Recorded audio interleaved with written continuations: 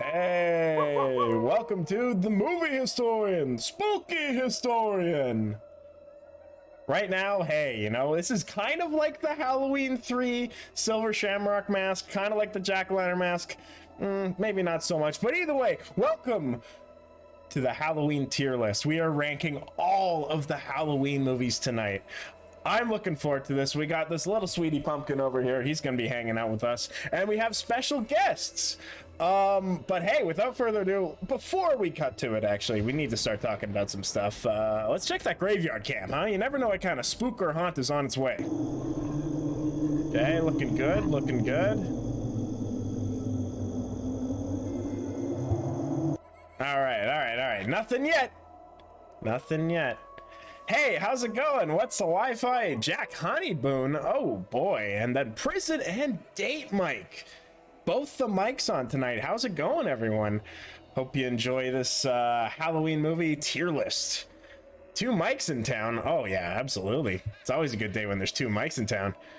Nice pumpkin in the background. Yep. Oh yeah. Gotta love the pumpkins. They just hang out. They have a little fun. A little spooky fun. Wish I had the fangs.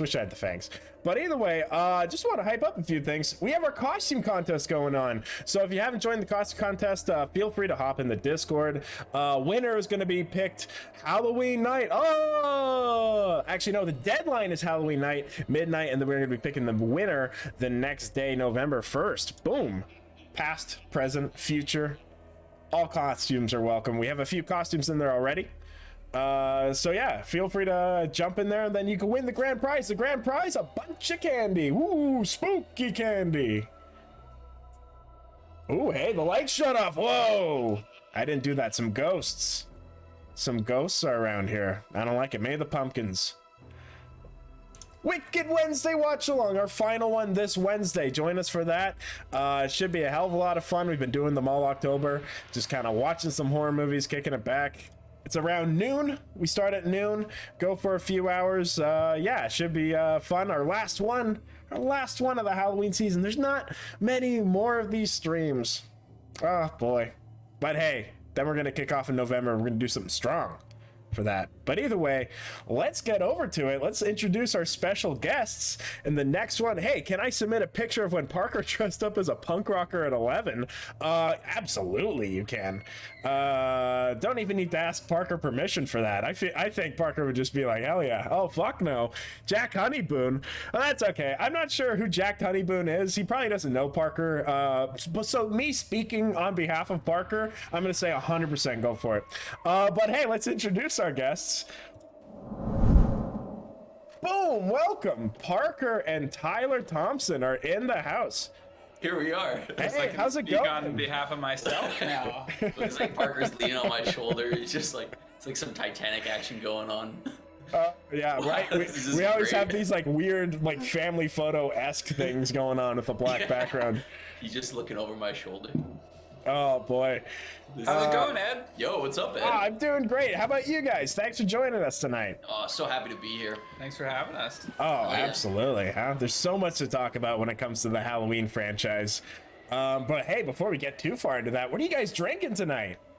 Ooh, we are drinking Shotafruiten from Parallel 49, and the word Shotafruiten means you take pleasure in the misery of others. Ooh, that sounds real tasty. Pumpkin ale. I remember trying that.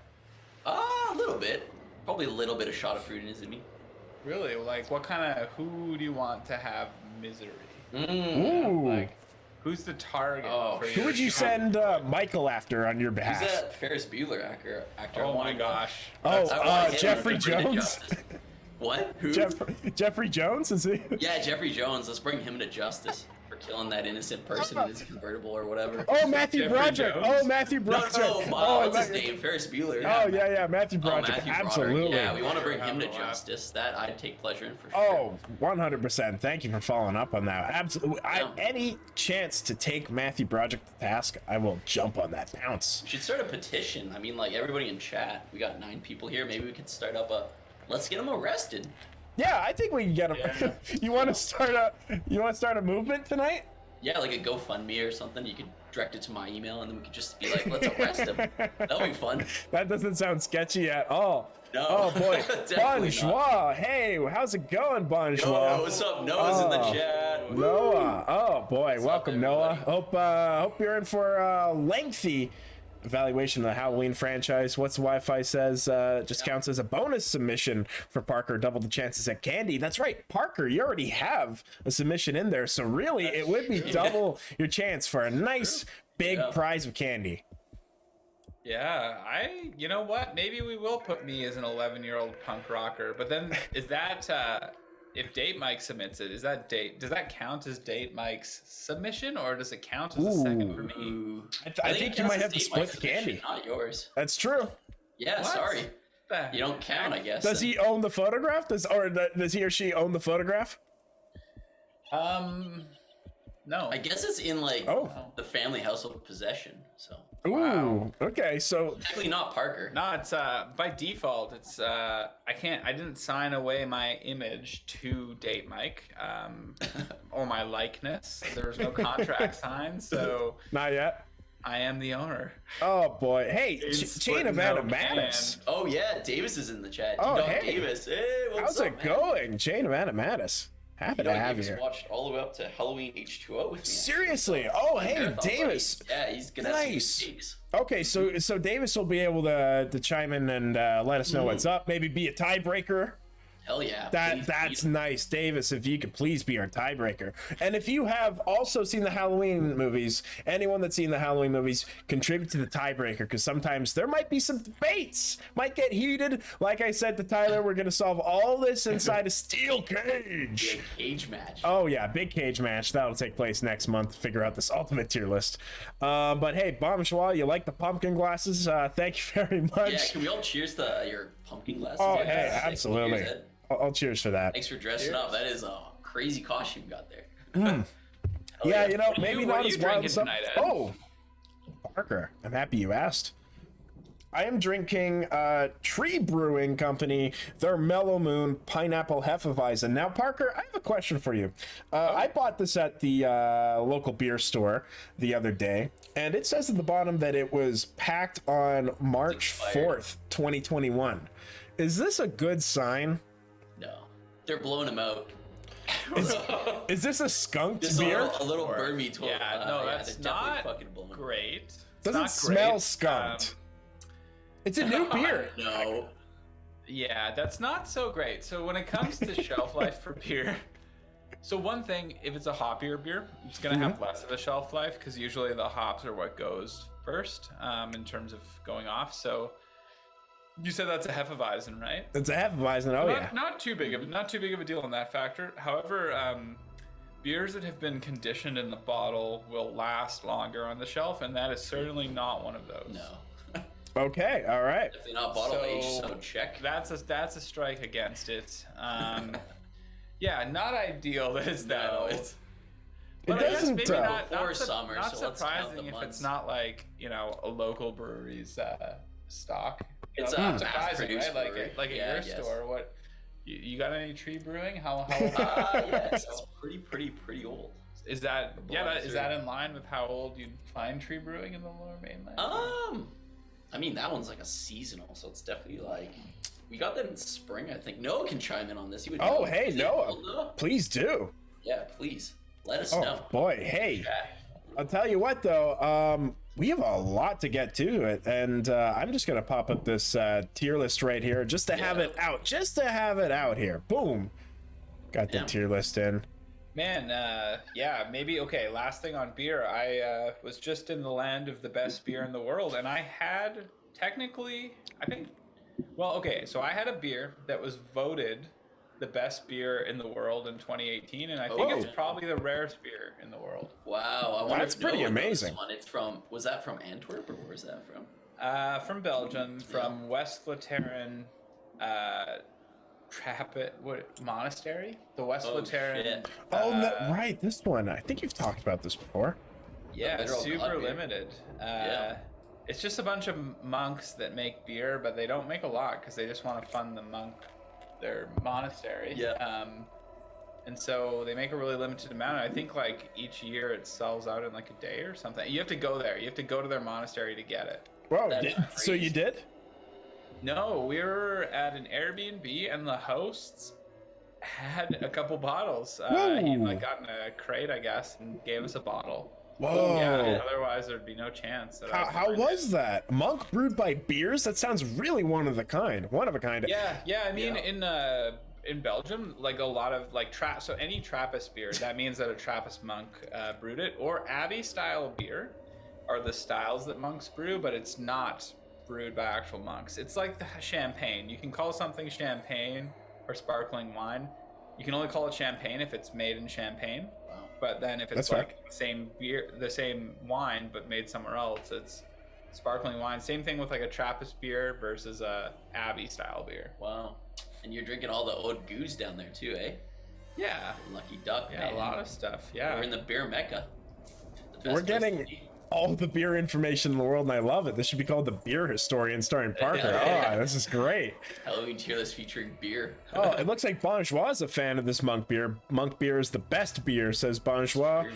Fernie Brewing is the best beer in the world. Oh, Prison Oh. Mike thinks that Fernie Brewing Prison is the Mike's best. a troll. Yeah, Prison come Mike's a on. troll. Toilet vodka. We make I toilet make water in the all the clink. time. Oh, that's true, Prison Mike. That's great that they allow you to watch Twitch though in prison. Like you may be drinking toilet vodka, but boy, you get Yeah, your like most good serial selection of killers, I think they get entertainment. access to But this Twitch, is right? grade A entertainment. Yeah, this Oh, is great. hey, you know. So it's A, not S. Just kidding. But hey, speaking of A to S, we're literally going to be doing all 12 Halloween movies.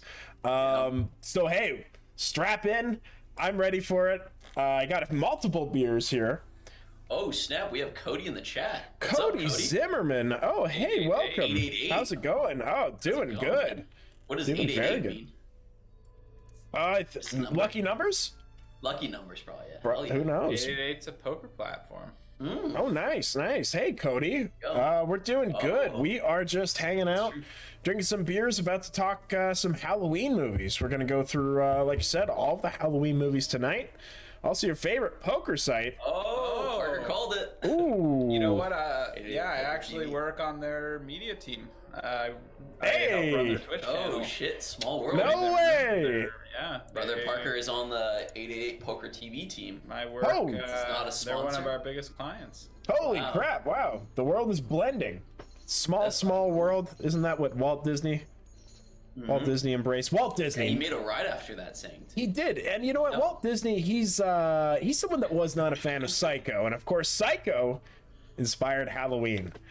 Walt Disney inspired Psycho? No, he did not like Psycho whatsoever. He did not like shit, yeah, Hitchcock. you He did not like the. Frankie Man, I think. No, but he no. made a cool park and cool characters. Yeah, now he's Frozen, so that's pretty Yeah, I cool. think he Yeah, wants. he's coming back. When do you think he wants to come back? Do you think he like this like generation, or I don't think he really knows. is this worse than World War II? Dude, let's be real. He's dead. There's no head anywhere. Oh, I think so. really? You can visit Oh. his grave site unless they bury nothing. Oh no, I You think don't he's know gonna come that. back when don't Bezos can take him to Mars. He'll be on the first flight to Dude, there. have you, man? Bezos taking it to Bezos Space Company is super sketch. Like, if you He's look got a into space it, company? there's like, yeah, I know. Oh, no one no, even really he's like knows. So Elon. basically, like, it's a big like dick measuring contest, right? Oh, so wow. Amazon, that's how he went to. He went on his like fucking competitor. Yeah. I don't even know what it's called, but yeah, they're like SpaceX competitor. Apparently, it's super sketch. Like, a couple of their employees have like whistleblown and be like, Oh, "This no. is Ooh. sketch, and we shouldn't be sending people to space." Oh no! Oh boy. Someone's gonna But blow they're up. they're It's just gonna trying be to like compete with Columbia. SpaceX, and it's like it's like there's been many cases in history where like a super sketch alternative like pretends to be good and then it's fatal. And then they So blow up. hopefully, honestly, hopefully it's not fatal. Yeah, hopefully you those know, will, like, that'll be happen. good. And I can't wait to get an Amazon truck. Cody is very much looking forward to seeing what we think of the Halloween. You love Halloween. Nice. Cody, is that the season and the movie franchise? I'm just curious on how many movies people have seen of this franchise, because I think almost Curious, what do you everyone's like seen at least more, one. the Halloween or Yeah. do you like the season more or the movie series more? That's Ooh. a good question. What do you think, Ed? Let's start with you. Personally, I think I like the season a lot more because I think the reason, well, I mean, it's kind of a chicken and the egg situation because one of the reasons why the Halloween season was so strong for me as like a kid was probably because of this movie's influence on the season. I think it was big. I think you know, this is so synonymous with the season, it's kind of hard to separate them at times. Also, it has that title. I mean, it got claimed to that title. It's like having a movie called Christmas. I mean, it's just like, damn. I mean, you got some stake to that claim. But yeah, I would say probably the season. How about yourself? For me, I gotta say the season too. There's just so much to do. The movies, you can watch them, but the season, you can do so much. So Yeah, that's true, right? It's pretty much my endless. answer, I guess. What about you, Parker? Yeah, I mean, for all the same reasons, I'll say the same thing. Like, Hey. yeah, Halloween's super fun, and as a kid, it's pretty easy to like it. You get candy. Oh, fuck Like, yeah. you get to like dress up at Fuck yeah. school. Get diabetes.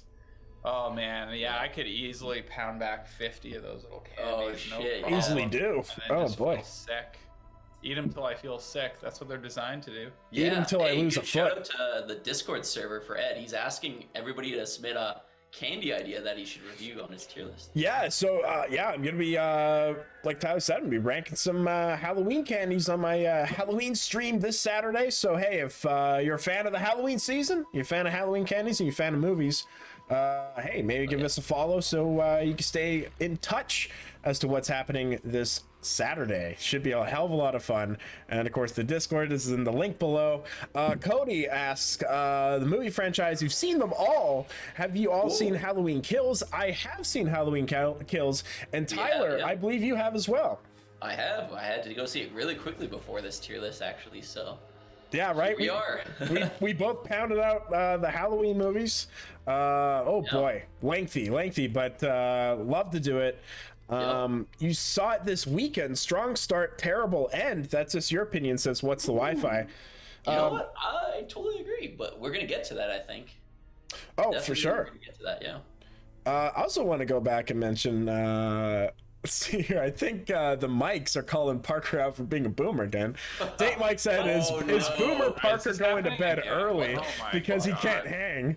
Boomer Parker, he just can't escape the name. And then Prison Mike said, "Gotta get the early bird dinner at 4:30 tomorrow." Good lord. I saw this advertisement. I was watching YouTube, and it was like coming to theaters. It's like Fast and Furious 9 popped up, and I instantly thought Parker. Or no, Fast and Furious 10. I think is coming out. Oh it's boy, not. we No, need to do a it is. Fast and Furious tier list. Vin Obviously- Diesel, The Rock are coming Obviously, back. it's coming out at some point. They're but coming you didn't back. see a fucking ad. I did on for it. YouTube. I swear I did. No, you didn't. I totally did. It's just this today. This is brand new news. You heard it here first, folks. Dude, Whoa. F9 hasn't even been out for like 4 months. Oh, really? Dude. Fuck. Don't they just pump them out like 3 a year or some shit at this point? How do we get to 10? You know, Oh, like, I can't wait for Hey, man, 10. it's been a while. Fast and the Mhm. Furious, the original came out in what 1999, 2000. Damn. So we've had, you know, they pumped out 3 a year, Yeah. we'd be at F60. Yeah, you know where they're taking the series in the trailer? Showed they're taking it to space. Whoa, space beyond. Yeah, Don't space. spoil nothing. Don't Oh, I'm spoil not whoa. spoiling. It's in the trailer, man. It's rocket Parker ships. has a Fast 9 poster in his room. Oh, I heard that. Oh my. Oh, that's. What kind That's of a hot business gossip. would have a Fast 9 poster in his room? With the HOV Only the cool picture. people have Agent Fast 9 doesn't poster. exist. What did you guys think of the flashback in Halloween Kills? Your posters, Oh boy, how they did Loomis did a good job with the makeup. What did I think of the flashback? That's a good point, actually. When you see Loomis, I was like, holy shit. I was so confused at the, like Ed said, it was cool that they went back to 1978 or 79 or whatever it is. And there's Loomis, and I was like so confused. I was like, oh shit, this is like 1979. And I was like, that looks like Loomis. Is that one of those deep fakes? Or I think it was an impersonator. 'Cause So- you hear the voice, right? Doesn't sound like, it sounds like Loomis, but it's not Loomis. So I was like, it's gotta be an impersonator. If I had to take a guess, it was probably a mix. I'm sure they used a body double and then they enhanced facial features with CG. And then they probably had a voice actor emulate the voice. or someone that just basically did an impression. Zimmerman, Cody Zimmerman said it was makeup, straight up makeup. That's impressive. Wow, it looked really amazing. That is awesome. That was honestly a terrific sequence. I mean, we'll talk more about it in depth. Like I have a few notes. I think we could talk a hell of a lot about Halloween Kills, but that flashback sequence, I will say right away, their commitment to their visual aesthetic from the original 1917 Halloween, with even the film stock, I believe, looked exactly like it. I'm sure that was done digitally, but it was still just impressive detail. Chain of Adamatus, if they don't call Fast 10 fasten your seatbelts, you're going to rage. That's fair. That's got to be the tagline, right? Speaking At of least. flashback scenes, there's a pretty sick one in Fast 9 that goes all the way back to before the first movie. Ooh. Shit. Yeah, That's it cool. took them 9 movies to visit something that was talked about significantly in the first one. And a PSA, seatbelts are for pussies. Is that a thing we want to say? No disclosure. I was saying, no. Wear a seatbelt. Don't wear seatbelts. seatbelts. Seatbelts. If you want to live a little, look. You like living. Wear a seatbelt. That's the worst thing.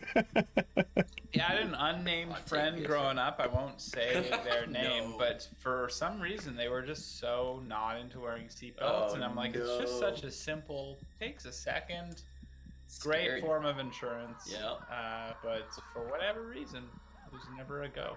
Wow. They're probably like, I'm not gonna get in a car accident. It seemed to run in their family, sort of a thing. So I mean, it is what it is. But, That's maybe it's more comfy. that's so weird. but, I mean, That's how not comfy, healthy. how much more comfy can it really? How be? comfy is your life too? Actually, yeah, you're right. Yeah. Mm-hmm. Oh boy. So I hope that F10 is called Fasten Your Seatbelt. At least the Because that's an tagline, right? important That has to be the PSA. tagline. Hey man, I mean, okay, I'm not. This is the only thing I'll say. I won't get. We don't need to get into this too deep. But for instance, like I wish that's what they called it earlier. And Oh, maybe hey, we got a follow by Ops 100 my times. God. That Thank was you the very hottest much. take of the night. Fuck, Parker. That I'm was sorry, it's so Parker. What hot. did you say? Sorry, I was talking about because we got a follower. I didn't say that. I didn't say nothing. He said if it was called Fast 10 Wear Your Seatbelts, we'd probably still have Paul Walker. Oh, hey, Parker. no. That's interesting. Parker, we have some very interesting conversations about how people die on this show. So, I think we were talking about Gene Siskel a few months ago. I forget. How did Gene Siskel Wait, what die? happened to Gene Siskel? Oh, Parker, what happened? He had a painful death. Let's just say it wasn't. What? It wasn't great. I thought I mean, he it wasn't. passed It away. wasn't instant death. but No. It was. No, man. No, cancer took him. Oh, okay. Oh boy. Well, Ops, 100 times. What's up? So- We're doing great. We're gonna be talking some Halloween. We're going through the Halloween movies. We're drinking some beers. Parker, I'm sorry, I cut you off a little bit there. It's okay. I was gonna say something, but I probably shouldn't say it. Oh, No, please no, do. you should Please say do. it. It's a free. Let's It's a just free say it. safe Listen, chat. This is the Halloween stream. Listen. Okay, Okay. like I'm just gonna say one comment, Yeah. but like let's not jump. Let's not dive into it. Okay. Okay. But Read I'm into it. Yeah. So I'm pretty sure. I feel like. Ed, can you like? I feel like because when we were looking at for like alternative celebrities to vilify on our stream, other than Michael Broderick, because we were coming back to him so often, I feel like by chance we brought up Alec Baldwin. Ooh. Oh. Did we or did we not? Like, this I is- think so. Dude, I we're not think- gonna get it. We're not What- gonna what- get it. Sorry, what- this was is it? too soon. Was it I for wanna what he jump said the about his gun. daughter? It was. It was for what he said about his daughter, right? You're right. Yeah. There was yeah, something, but we did. He was a potential name, right? Yeah. Don't Look, jump the gun here, Are Parker. you saying that we have a little bit of a sixth sense going on here? Are we able to? What I'm just saying is that like maybe you weren't too far off. He's got a kill streak of 1 so far. Yeah, What do you right? mean, Cody. Halloween kills, more like Halloween Baldwin kills. Dude, what do you think's gonna happen? Like, do you think that he'll About- actually? We shouldn't talk about I it. feel so bad It's about that. okay. You know, Sorry. this is a current event. But like, is he gonna be in trouble? Is he gonna be on the hook? Honestly, I don't know. I think there must be some. I don't think he will be held accountable. I think. Because he was told it was a cold gun. You know. I believe it'll fall on probably the producer and then maybe. Oh, that's tough to say. Yeah, it's the he will producer. probably Oh, have, maybe. like, some Oh, form of like financial repercussions as a producer. But so I was reading into it, and there was like some legal experts that were weighing in, and so the only chance that he could be charged for criminal negligence is if there is a good case for him behaving poorly with the gun once it was given to him. So even if they say that it's a cold gun or whatever, if he's like doing things that they told him not to do, then he could be on the hook. That's like true. if he was like pointing it super close to somebody. Even he's got blanks and he's like doing like the So sideways like thing, yeah, right? like And in it's the just event like, yo. that he was acting poorly based on the instructions given to him, but it doesn't sound like that happened. I heard he was trying to fire it with his butt cheeks, so maybe that was actually the negligence there. But yeah, he will probably get financial, like whatever, he'll get sued or something, like, but not like on a personal level or criminal level, just like because he was a producer. But anyway, sorry. That's all good. Cody says, I believe he was in. instructed to shoot towards the camera, and he was told the gun was safe. Absolutely. That's true. And there was a lot of union problems. Obviously, there's a lot of stuff going on there. That's a whole can of worms. We need to have a stream dedicated to just that. Talking about the current events. I mean, it is what it is, right? Yeah, it's true, right? It's tragedy. It really is. The safety protocols for weapons on set is insane. It seems whoever was in charge of going through these protocols was the one that'll probably be liable. I agree with that. I believe I know someone that was a PA on the set of Deadpool 2 when at that thing. I know for sure someone else I knew that was on the B unit that day setting up something. But I believe I knew someone that was a PA on the actual main unit. So that's pretty rough stuff. But yeah, absolutely. You know, it's pretty dangerous and it still happens. My only question, do you think that they'll actually finish this movie? No. Really? I don't think so, because this is I know, like, I was thinking about it too, because with the Deadpool thing, it's like so tragic, but it's like in this case, like the lead actor's been implicated, the fucking director got shot. Ryan Reynolds wasn't even on set with the other one. I personally believe they're gonna finish it because you got Deadpool 2, the Twilight Zone movie. There's but this is like so. This is man. It is, but like at the end of the day, I mean, there will probably be like. It depends how far they are in. If this was like the first week, I think it might be similar to that movie a few years ago where someone was killed on the train tracks. There was a movie, Del Deuce tapes? No. But it was pretty. Oh yeah, so yeah. See, I mean, there's just so many dangerous things that happened. But yeah, a movie a few years ago, the production was outright canceled. Wow. So I guess it depends how far they are in. If they're like a week to go, I don't know. Maybe we'll do some with it. Wow. So this is certainly the kind of talk that we love having on Halloween tier lists. Sorry. No, I love going there. This is great. Boy, they would have to rewrite it. No way they would shoot the same scene or a similar scene. Oh boy, yeah. And if they did, it'd be pretty tasteless. Unless they they wouldn't use that. No. Right? Oh no, it'd be like The Crow where they destroy it. But if they kept the scene, I don't know what the fuck. That'd be rough. Just like, it was a really good take though. It was. You should keep the scene. They should be like on like, you know, like the DVD bonus features menu when you click deleted scenes. It should be like the scene where they get shot, just because they have to have all the content on it. Or maybe like a end credit like blooper reel. Like a shout out. Yeah, shout out. Director's not here, but you know, be like, still put them in the credits at least, right? They The director. This is horrible. It's the director of photography. Oh shit. Change the stream about Alec Baldwin. That's fair. Yeah, it should be Alec Baldwin. But anyways, all I was just trying to say is that I feel like we were onto something with him. All right, that's all I'm gonna say. Yeah, right. Who's Don't next? jump the gun now. Who are we gonna call out next? I don't know. Yeah, who's like another murderer? Oh man, no! This could get dangerous. Shia LaBeouf. This is not All of a good. sudden- I want like the most juiciest one where it was swept under the rug. I don't want to say any names because that Mr. feels like Mosby from the Sweet Life of Zack and Cody plowed through some guy. I think This- that's the one. this is a monkey's paw. If we say a name, it's something's gonna happen to Mosby us. For the Sweet Life of Zack and Cody has murdered someone drinking and driving. I think so. Yeah, there's that. Cody's participating things. I bet Shia is next. Oh boy, we're getting some bad juju, some bad karma in this stream. The wind is gonna knock out the power, similar to how it knocked out my light earlier. Michael Richards, he killed him. Oh man, Michael Richards. So racist. You know what? We've been watching a lot of Seinfeld recently, and I've been having fun, but it's tough, man. In this post Michael Richards era. Yeah, it's sad. He could have had such a cool legacy as Kramer. But you know what? It's like, The character is great. still holds and, up. Yeah, he's a really good. Good Christopher performer. Walken looks like he has a body count. What Well, the fuck oh, does that mean? because of the Robert Wagner, Natalie Wood incident. Is that the reference there? for Michael Richards. Oh, Walk and watch the murder on that the yacht boat. for sure. Oh yeah, date Mike, you're getting at it for sure. Natalie Yeah, you talk Wood, about the boat Robert thing. Wagner. Yeah.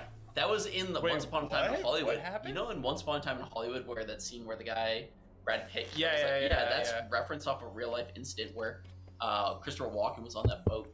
Robert And he's like, Wagner "I was married to Natalie Wood, and the rumor is that Robert Wagner pushed her overboard. There's some stuff that backs that up. However, of course, we never know. Probably never will ultimately know unless one of them fully tells the story.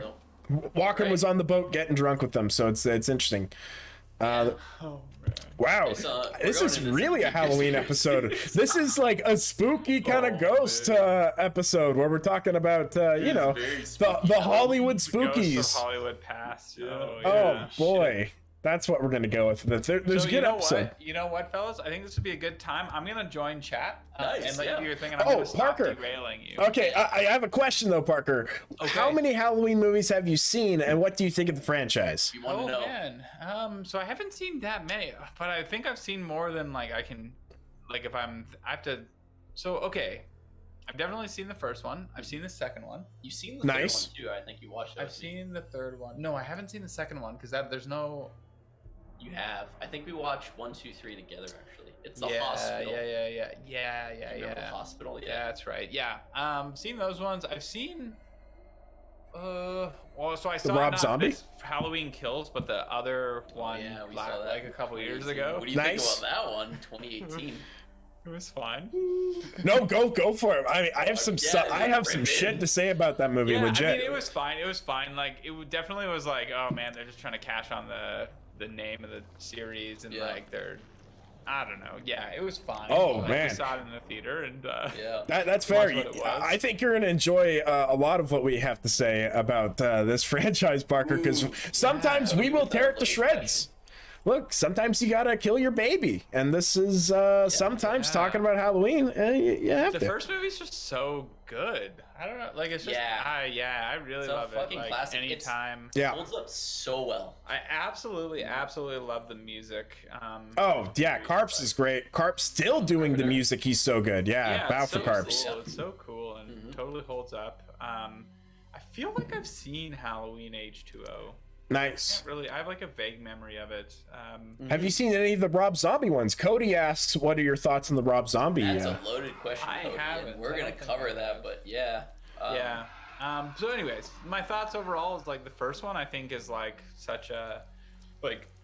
If I were to recommend like a classic horror movie to someone, this would Halloween is probably the first one I would recommend. Like, Yeah. period. Totally. Period. It's a So, masterpiece in my opinion. It's That's so fair. good. Yeah. Yeah. That would So be good. like the one I'd recommend. Yeah. So I really like it.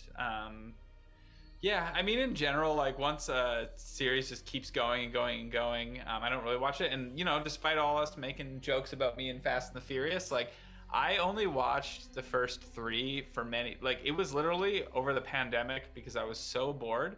Me and Ali watched the rest of them, and I'd never seen any of them until because I refused to. Just out of principle, but then you know I just got on board, degraded myself, really just like took myself down a notch, and here I am. Oh no, what? it's The all first- good. It's guilty pleasures. I watch wrestling. It's all Fast and good. Furious are nice, man. They're good movies. So the second one is shit, but like Yeah, it's just like cruddy. But the third It's one, I fine. like the It's- third one. I like yeah, the I third had one a more lot than of the first fun one with the quite a third bit. one. It's such a good but movie. anyways, I guess what I'm trying to say is that like Poor Allie. you know, Yeah, Date Mike says, "Poor Allie." Rest in Cody peace, says, "Same with the first Nightmare on Elm Street." I'm guessing referencing that the original is the best and is pretty much untouchable. Yeah, They're first terrible one is movies. Cody great comes at with Fast and Furious saying they're terrible movies. Okay, wait, sorry, I have to.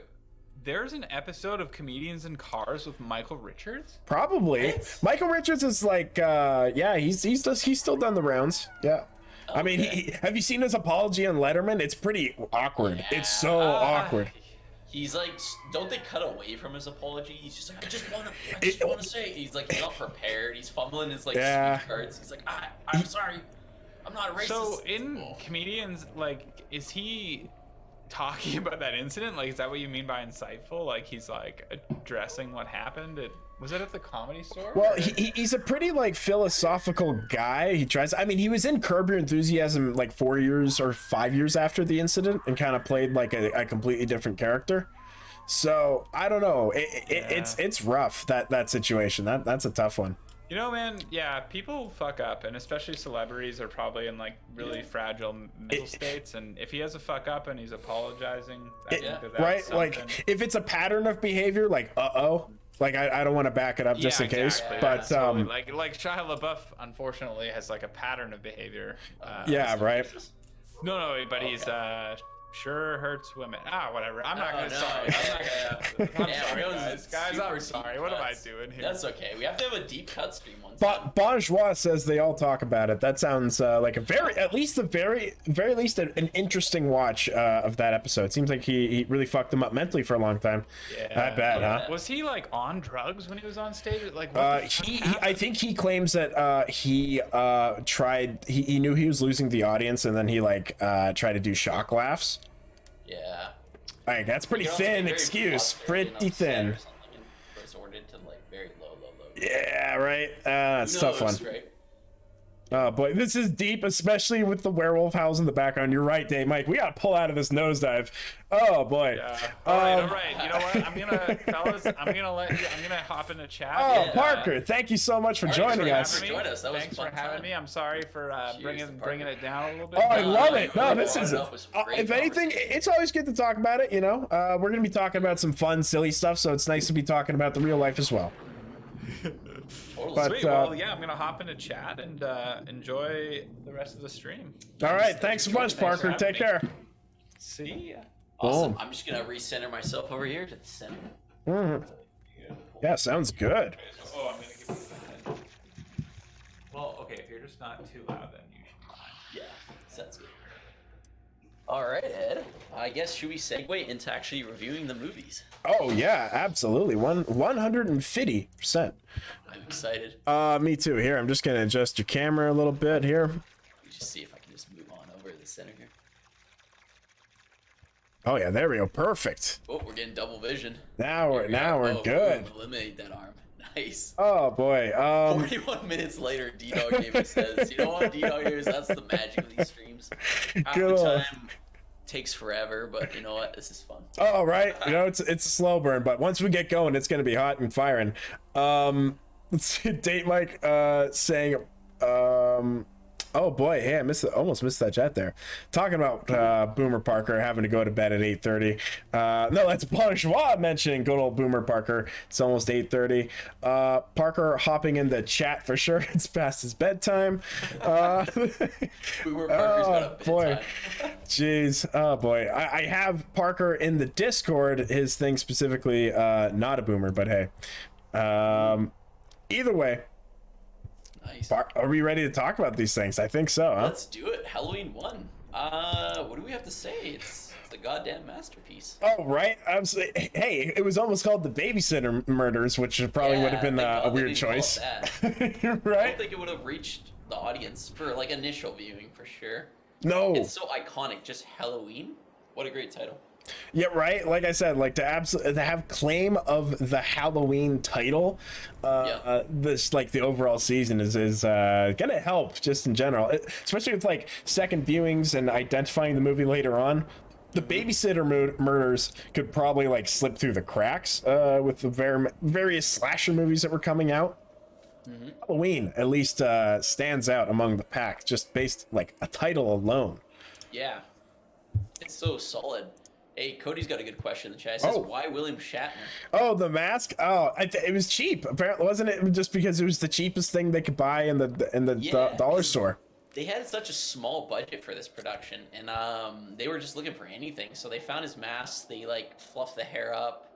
They painted the face, pulled off the eyebrows. They just kind of modified it, and it came to be that iconic mask. And I'm gonna say this on record right now: Ooh. the Halloween 1 mask is the best looking mask in the Yeah. entire series. I agree, They 100%. get close to it in a couple of them. It goes on pretty bad. You get some really shitty masks. But holy shit, rewatching it, especially I watched it on 4K UHD this year. The Ooh. Halloween 1 mask is fucking great. Oh, I So agree. Yeah, they really start botching them. Like I don't Yeah, mind they really 4, but that original H2O one still baffles me. It just looks so weird and It's wrong. like a rubber like toy or some shit. It's just like, what are they thinking? I don't know if like at least in Friday the 13th, the continuity is so great, and like you get that one like axe wound from part 3 isn't through the rest of the series. Every single Halloween, it's like they like Change fucking it. lost the mold to the last movie, or it's a different production company, and they're just like, oh, we'll just make another mask, and it just fucking sucks. Yeah, right. I don't get it. But hey, you know, they could have just like replicated the first one. Why not just like buy one of those original Shatner masks and then fuck with Yeah. that again? Right? Hey, I got a question. Is this movie still scary? Oh, it's creepy. In my opinion, it's creepy. The way he stalks in it, it's so unique to like you watch all the slashers, you watch a couple other movies like Black Christmas. The stalking, the scenes, so many scenes where he's standing there and then she looks back, he's gone. That happens quite a bit. And it's like I was watching it, paying more attention. I think Davis in the chat could elaborate on this, but you see him standing there, you see him there, you see him in the corner, you see his face, you see him. That doesn't really happen in the other Halloween movies, and I think that's why it's so great. He stalks in this one, and it's just so awesome. Definitely more of a slow burn rather than just like Mhm. set up and slash, set up and slash. Very much is, yeah. Let's see here. Cody Zimmerman doesn't think they're scary. They're iconic. That's fair. That's fair. I think Just the as first one's creepy. just as time is added to it, I think most of it for me, like you said, it's creepy. It's definitely creepy. There is a few moments that I found pretty scary. Now, I thought it was scary to put myself in Laurie's shoes when she's first running away from Michael through the houses, when she's knocking on people's houses and no one's opening the door for her and they're turning off the lights. Yeah. Like she's using her brain. Like she's not like, you know, just like, you know, locking a door and staying in the same house. She's trying to get away and like do what you're supposed to do. It's just people aren't having it. So that to me felt like there was a few moments there I felt were like legitimate the scary. callback, that one famous scene where she's banging on the door trying to get Tommy Doyle to open it up, and he's just slowly walking from across the street of the house. You keep seeing the house, you see him at the house, and this is that one scene where he starts slowly walking towards her, and it's like that's so effective to me. That's legitly creepy. Like it's such a slow burn of a movie, especially for like a movie in '79, but it works so well because it's still has you captivated to a point where you're just like, holy shit, like he's moving so slowly, it's creepier. It's not like, say, Halloween 4, Halloween 5, he's just there, he kills, he's there, he kills. Like, there's no mysteria to it, you know? No, definitely not. Boy, hey, speaking of one of the stalking scenes, the first one in the franchise, the opening shot of the the opening shot, the amazing POV steady Going around cam the in the house. beginning. Oh boy, from Yeah. outside to inside, from the perspective of young Michael Myers. Boy, that is like one of the best ways to start a movie. It's iconic. And even not to jump to Halloween 2018, but there's a really nice POV shot in Halloween 2018, and they captured that like inspiration, which I really appreciate. It's the closest you can get back to the first one, but the first Yeah. one, in my opinion, I'm just gonna say it's an S tier. It's a masterpiece. It Oh. set the bar, inspired so many people. It's a great movie. I agree 100%. And Cody comes in here saying Loomis, best supporting character in a horror franchise. 100% in my opinion. Loomis is Ooh. iconic, and he's what sort of holds a bit of these movies, these really shitty Halloween movies, up a tiny bit. Yeah, I love you're Donald right. Pleasence. He really knocks out of the park in some of them. He does. Some of them get really rough, and it's tough Yeah. to find it. And I he's agree. In so many shitty movies, man. Donald Pleasance. He's in so many, and his characters are okay, but in the Halloween series, he's really good. Truly terrific. The music in this movie, they play the original Halloween theme. Obviously, this is the first one, the goodie. That opening shot of the jack-o'-lantern in the credits is so amazing. Let's see. Maybe they play the music a little too much in this one. I think it's like 4 times in the first 20 minutes. I will Literally, say. yeah. But I mean, It's so like timeless too. Like the music Yeah. holds up, in my opinion. Like it's weird because you're watching a movie from like the late '70s, and it's like so effective. Like the music's so simple, but it's iconic, you know. And it's just it sticks with you. I love it. Yeah, right. John Carpenter at his best. It's simple, and I think the simplicity in this movie is also what helps it too. I mean, I think it's you're able to view it at almost all ages and be able to connect to it. Whether you're a kid watching it, you'll maybe connect to like Tommy Doyle and Lindsay Wallace and whatnot. You could be a teenager, connect to the teens, and then everyone else older, you're basically just feeling for the teens and some of the adults around at various ages that have to go through it and think about their young ones in danger like that.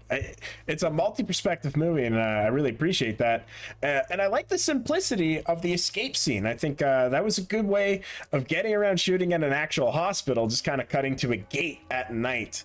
Hey, they could have shot at Riverdale, but that's okay. I thought the fact that they were able to turn California into Illinois was pretty amazing too.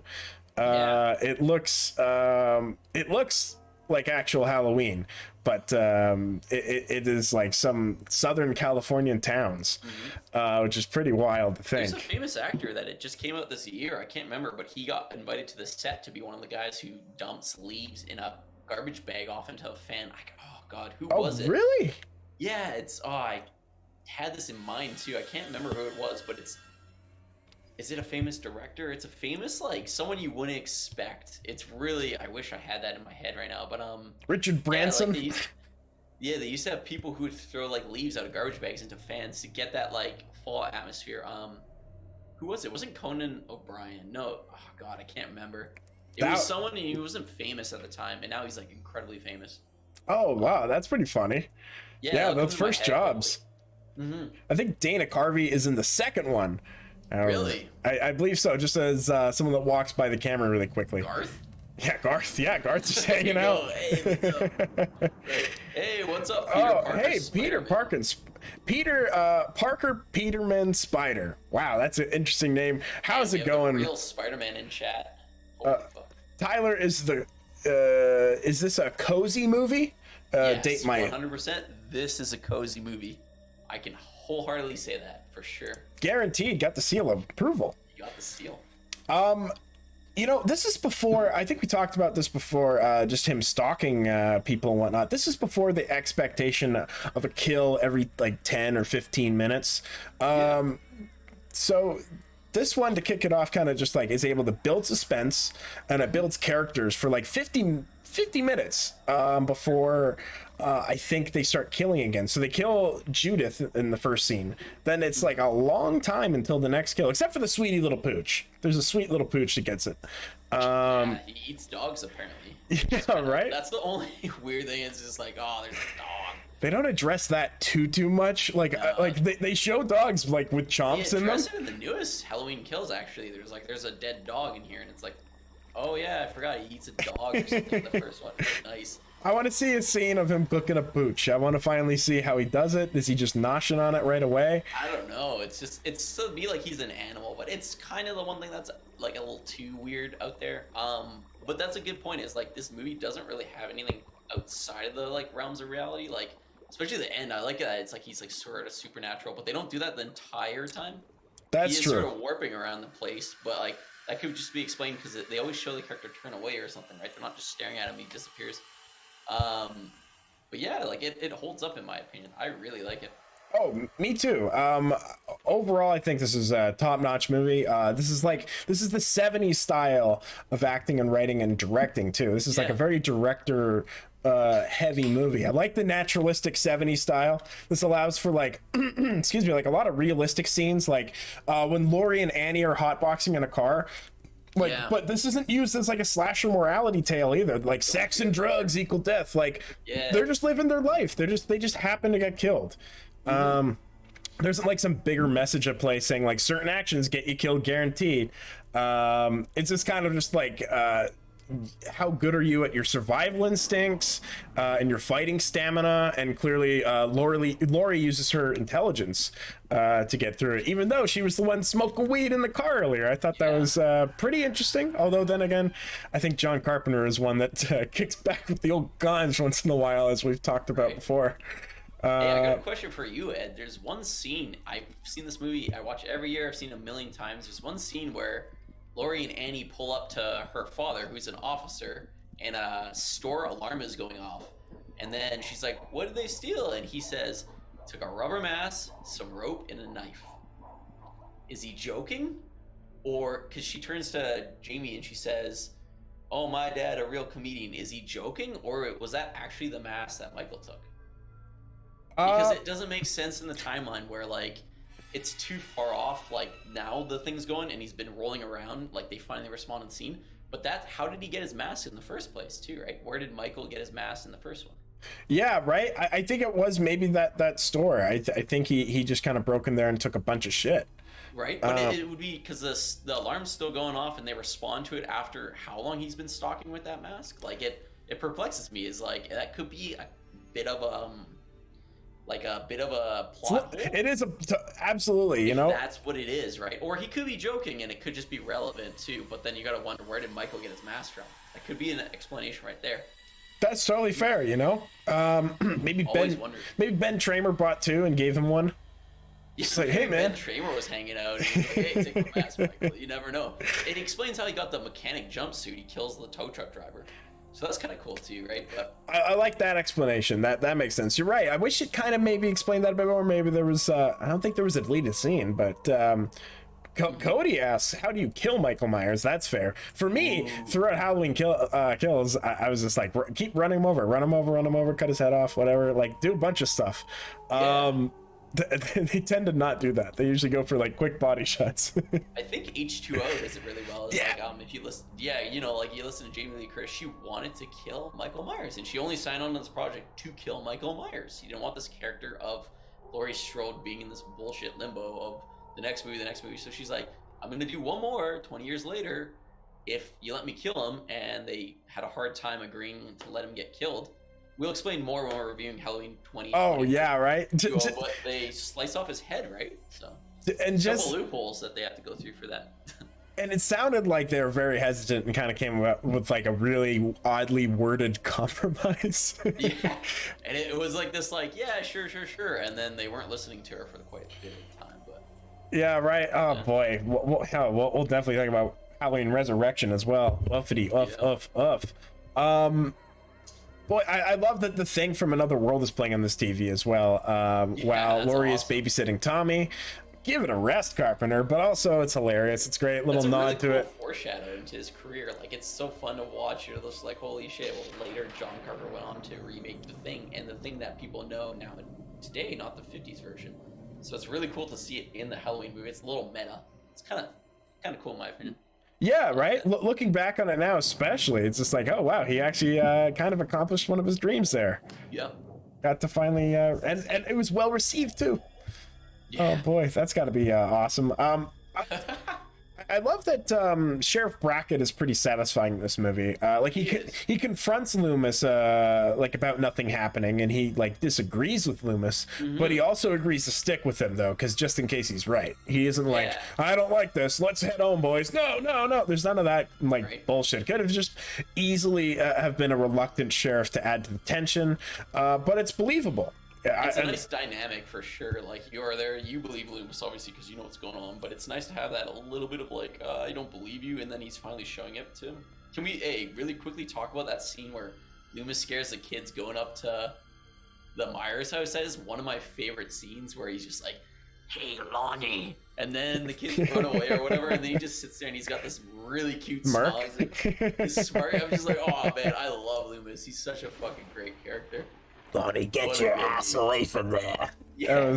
Hey, Lonnie, get your ass away from there. That is a 10 out of 10 impression if I've ever done it. That was really good. That was solid. Oh, man. That sounded like Loomis was in the house. Going on here, like, I shot him 6 times. 6 times. I shot him 6 times, or I've been trick-or-treated to death, and like, you don't know what death is. And he runs away. Fuck you. Get my gun. So good. But hey, I think we should wrap it up and say, do you have anything more to say about Halloween? Oh wow, I have a little bit of a list. I'll just like read off some shit. Let's do it. I'll respond to a couple. Absolutely. I think Tommy Wallace is a good actor. Seems believable. The character is going to have some serious trust issues because no one listened to him when he saw Michael, and then it turned out that he was killing. Lindsay was also a very good actor. Yeah.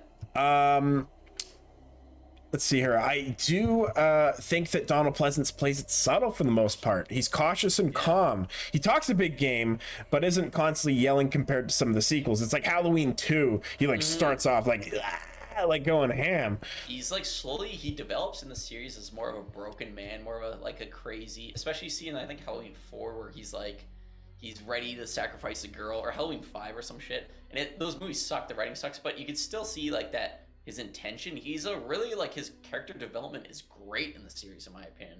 With all the shitty writing and stuff like that too. Like you're right, in this first one it's still just Loomis, but he's very cautious. He knows the power behind Michael, but he's not freaking out just as of yet. And this is just the beginning, so that is another nice kind of touch to the movie for sure.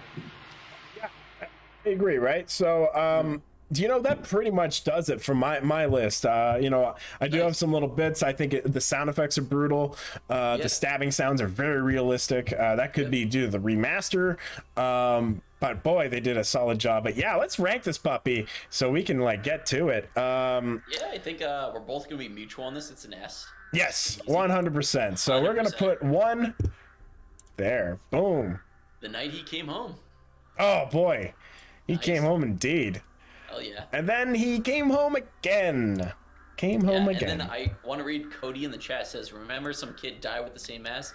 Yes, Cody, that's from Halloween 2. That is Ben Tramer, the crush of Laurie Strode from the first one. Poor Benjamin Tramer. Oh man, that is my favorite worst kill screen because we're gonna get more into it when we start doing 2, which we're about to do. But yeah, let's do it. Says he never saw him, but a cop clearly drives straight into him into a pole. It was so weird. That was horrible. It's such a fun scene to watch. Every year, it just always gets me laughing. No matter what, when you so weird. Boom! Like a fucking nuclear explosion, and then you're like, oh, he was trying to kill him because he looked like Michael Myers, and then the cop goes, he came out of nowhere, and it's like, what is this scene? It's almost as there if goes Ben Tramer. It's like the writer wrote this drunk in like one night. Yeah, he's like, fuck, we need some explosions in this movie. I got it, Ben Tramer. Oh boy, Johnny Carbs. All right, so this one opens up with basically the ending of the first one with a couple additional shots. The additional shots. Continuity error too, right off the bat, where he shot him 6 times in the original. Boom, boom, boom. You can count the shots. At the very beginning, they refilmed sort of like him falling off the balcony in a different angle. And you count the shots, and 7 shots. 7 shots he falls off. And then Loomis is still running around saying, I've shot him 6 times. 6 times! Right? He did from the first one, but in this one, it's 7 times. So that's a continuity error, which is kind of a little bit like, okay, it brings it down a bit, right? Still, I like the opening. I like the trailer scene with he grabs the knife off the cutting board with the ham bone. I like that a lot too. But it just sucks because the first one's ending is so gold, so flawless. I love that mystery. I love when it just ends off. I'm like, what the fuck happened? And then the second one just shows him quickly run off. He just like got up. That's the end of the story. Like, oh man, that like where could he be? You listen to his breathing and it's showing different shots of the town. For Halloween 1, you're like, fuck, this is great. This is awesome. Like where could he be? And he's next door. Right, where could he be, right? So, and then Halloween 2 opens up and it just eliminates that whole thing from the first one. And I hate it when the sequels do that. And that's very common in Halloween, where they have all these sequels just retcon the endings of the great endings of the other ones. So right. I'm glad they started incorporating like the idea that maybe they will retcon the next one, so it kind of set up a little bit sometimes. But this one was not that at all. One thing I did like, I did enjoy the music in this one a lot, especially that opening scene. Carpenter too. Right? It's I like the layering on top of it. While it's like not as original of a song, I did enjoy the opening credit jack-o'-lantern shot, and I love how they add the like intense orchestra onto the original theme. So I thought that to me was like, wow. Was it Alan Howarth? I think is now working on this with Carps. I think that's Carpenter didn't direct. He's just the writer on it, and I know that he was not really happy writing. No, for sure. He got super drunk, I think, one night and made this whole script because he was like pissed off that John Carpenter is a guy, he likes his paychecks in his movies. And he got super boned out of the paycheck in Halloween 1, so this was his chance to get a bigger paycheck and sign better contracts or something. So he's like, yeah, fuck that's fair. I'll do the script. Didn't want to do it. because John Carpenter's original idea for the Halloween series was to create individual stories based on Halloween night and different themes without Michael Myers. They killed him off in the first one or whatever. He ran away, yeah. right? So he agreed to do it, and it takes place after the first night. And Halloween 2 is what we have. Yeah, Halloween 2, it's a lot worse. You could really tell it was written in the night. It's you know, it does have some strengths, but Cody asks, this is to jump a bit ahead, how do you think Halloween Ends will actually end based on the previous knowledge of the other films? I think it's gonna probably end in a double death, huh? Like Laurie. Totally, because Jamie Lee Curtis, I think, just recently tweeted out that the ending of Halloween Ends is going to upset a lot of people. So take that for a grain of salt there. You have to think. I think they might kill off her character or kill off Michael. Yeah. But Jamie Lee Curtis is all about ending it. She wants them. It's the reason why she came back, done probably. So many movies to end it. She did Halloween 2 to end it. She did H2O to end it. Now I'm sure she signed on. She's agreed that she likes or she said on a statement that she likes a paycheck. She's probably agreed to do the trilogy. They have to end it somehow. It's a trilogy, right? It's already been announced as a trilogy. They're going to, yeah, the movie's called Halloween Ends, but I think it's going to be a double death. It's just going to be like, they have to kill Michael. They're probably going to kill Laurie Strode. Yep. I think wouldn't really upset me. I think it's just natural to like, what are you going to do with the character? She runs off into the sunset. Like, you have to kill it. I want them to do something that's going to really shock me, but who knows, right? It's true. I picture Michael's coming at the granddaughter. Laurie gets in the way or something, takes the knife. It's the big, oh no, she's dying. He throws her to the side. That gives the daughter enough time to kill Michael somehow, or the granddaughter to kill Michael. Then she gets a better send off when like the daughter like talks to her for a few minutes while she's dying, or like something like they that. Do something better than that, to be honest. I Yeah, hope me it's too. something where you really don't see it coming, and then it's a really big like sore boo-boo where you're like, oh no, Laurie Strode. But like, I don't know, judging from like Halloween 2018 and Halloween Kills, they do hold like very good fan service that they might try something like that. They're not going to be like a bullshit resurrection where they just like throw it all away. That's but fair. I hope it ends pretty well. Laurie has to die with him. Yeah, he totally does. I agree. So. I think it's going to be maybe like she sees Michael and she's like talking to him and he gets down and like forgives her or some shit. Then she kills him and he kills her or something. Like, there's gonna be, if it's something that upsets the fans, I wonder what she's talking about. I don't know if she's talking about just her death in general, but yeah, like most likely she's gonna go. It's gonna be something where she gets like robbed or something. Who knows? Like her character's gonna get like. She won't get nearly as much of a satisfying conclusion as people want. Could be, or it could just be like a really unfair death. That's true. Like, I don't know, and I hope that I like upsets. I like when I emote in a movie, not just work me. Like Gotta work me. I love endings that are just so like, oh fuck, that's deep, heavy, you know, like. Oh yeah, give me some emotional resonation. I want it. Soak me in it. And boy, Jamie Lee Curtis is the best part to me in Halloween 2. She's great, yeah. Halloween 2, she's bedridden for more than half the movie. Yeah. Quietly blurting out a line or two. She's in the hospital. I love the hospital. What do you think about the hospital setting? I thought it was a unique one location that hadn't been done yet. I think it's totally the when thinking about slashers and movies, they usually like kind of run through like a bunch of different ideas. A slasher in a hospital hadn't been done yet, so you know, or at least not too many, or a super mainstream one. So yeah, I got to give it credit that the location was unique and pretty effective. Yeah, for sure. And they're able to explain a little bit why it isn't too busy. Mm-hmm. Yeah, I enjoy the location. Yeah, I dig how quiet and quaint it is too. It's like another one. I'm gonna say it's a cozy horror movie. It's just like, it's nice how like you see the skeleton crew working. I'm sure people are sleeping. There's the odd nurse walking around too, and so that too. It's it fits the Halloween sort of quiet vibe that it is. It's not just like a shit's happening. There's so many characters. It's just like a skeleton crew, which I love. I like that a lot. So I really dig the location.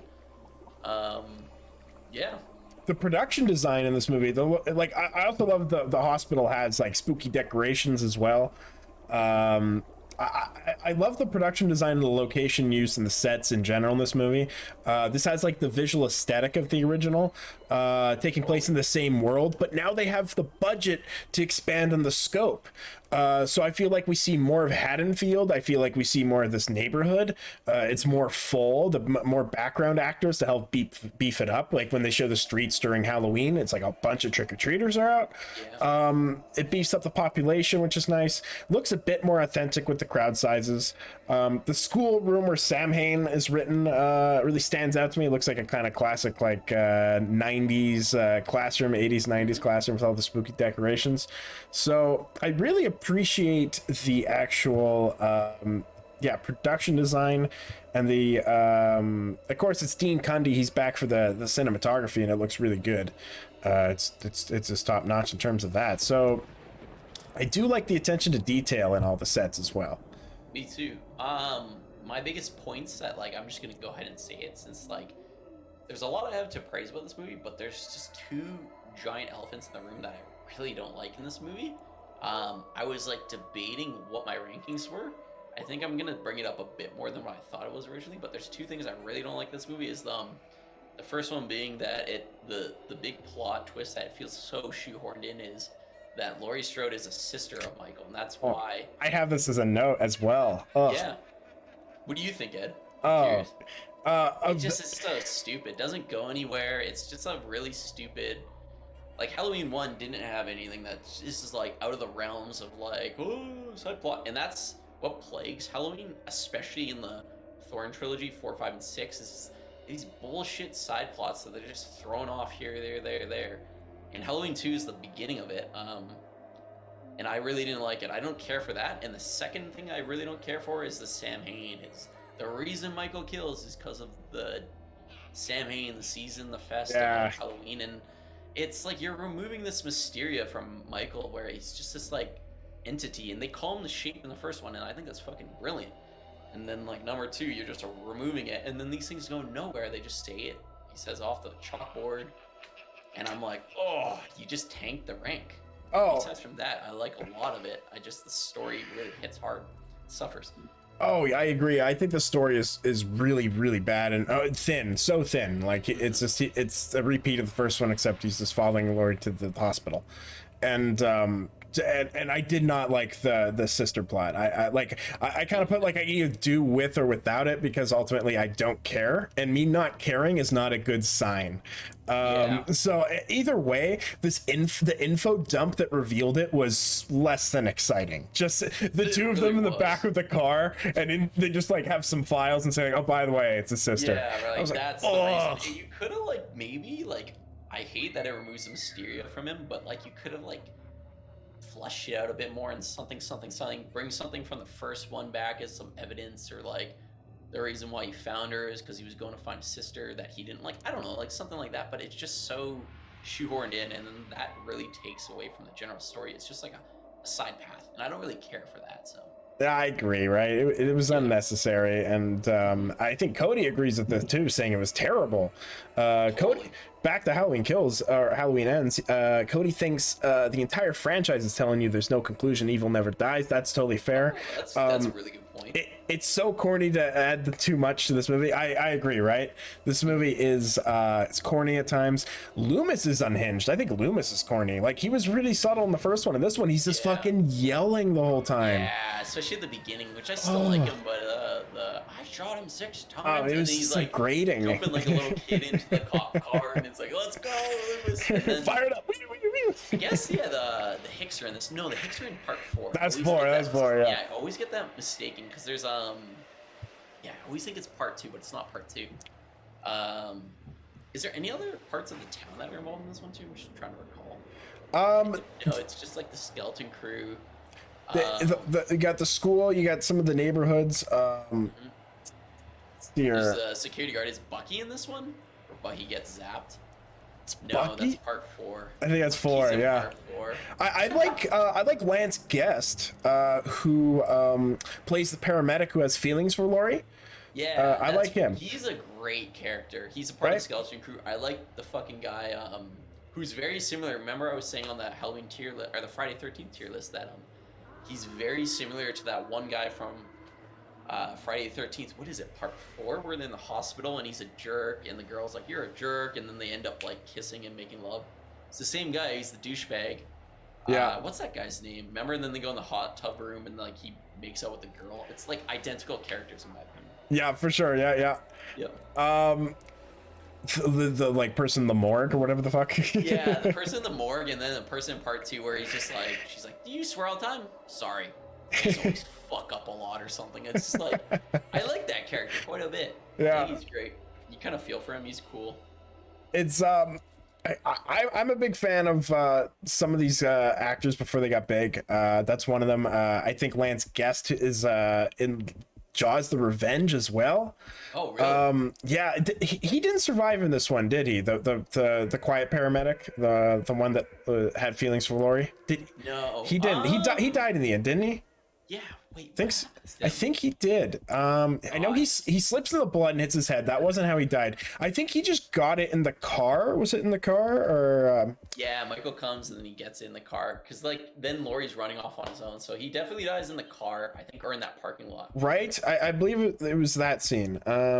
Yeah. Cody says, "I wish they didn't make him Jason." That's fair. After Halloween ends, it'll be Halloween in space. They haven't done it. No. Take it to Leprechaun levels, please. I don't know. Do you think like the reason why Jason X happened was just because of that time period, or do you think like space was a logical answer? It's a fun movie, but it feels like an early 2000s. You know, the slasher of like Urban Legend. You have Scream. You have that very social aware horror that they're just like, fuck it, let's put him in space. We know what we're doing. Like now, it's more this modern, let's really scare remake bullshit. But it's like, I don't think they could take him to space without it being like corny, you know?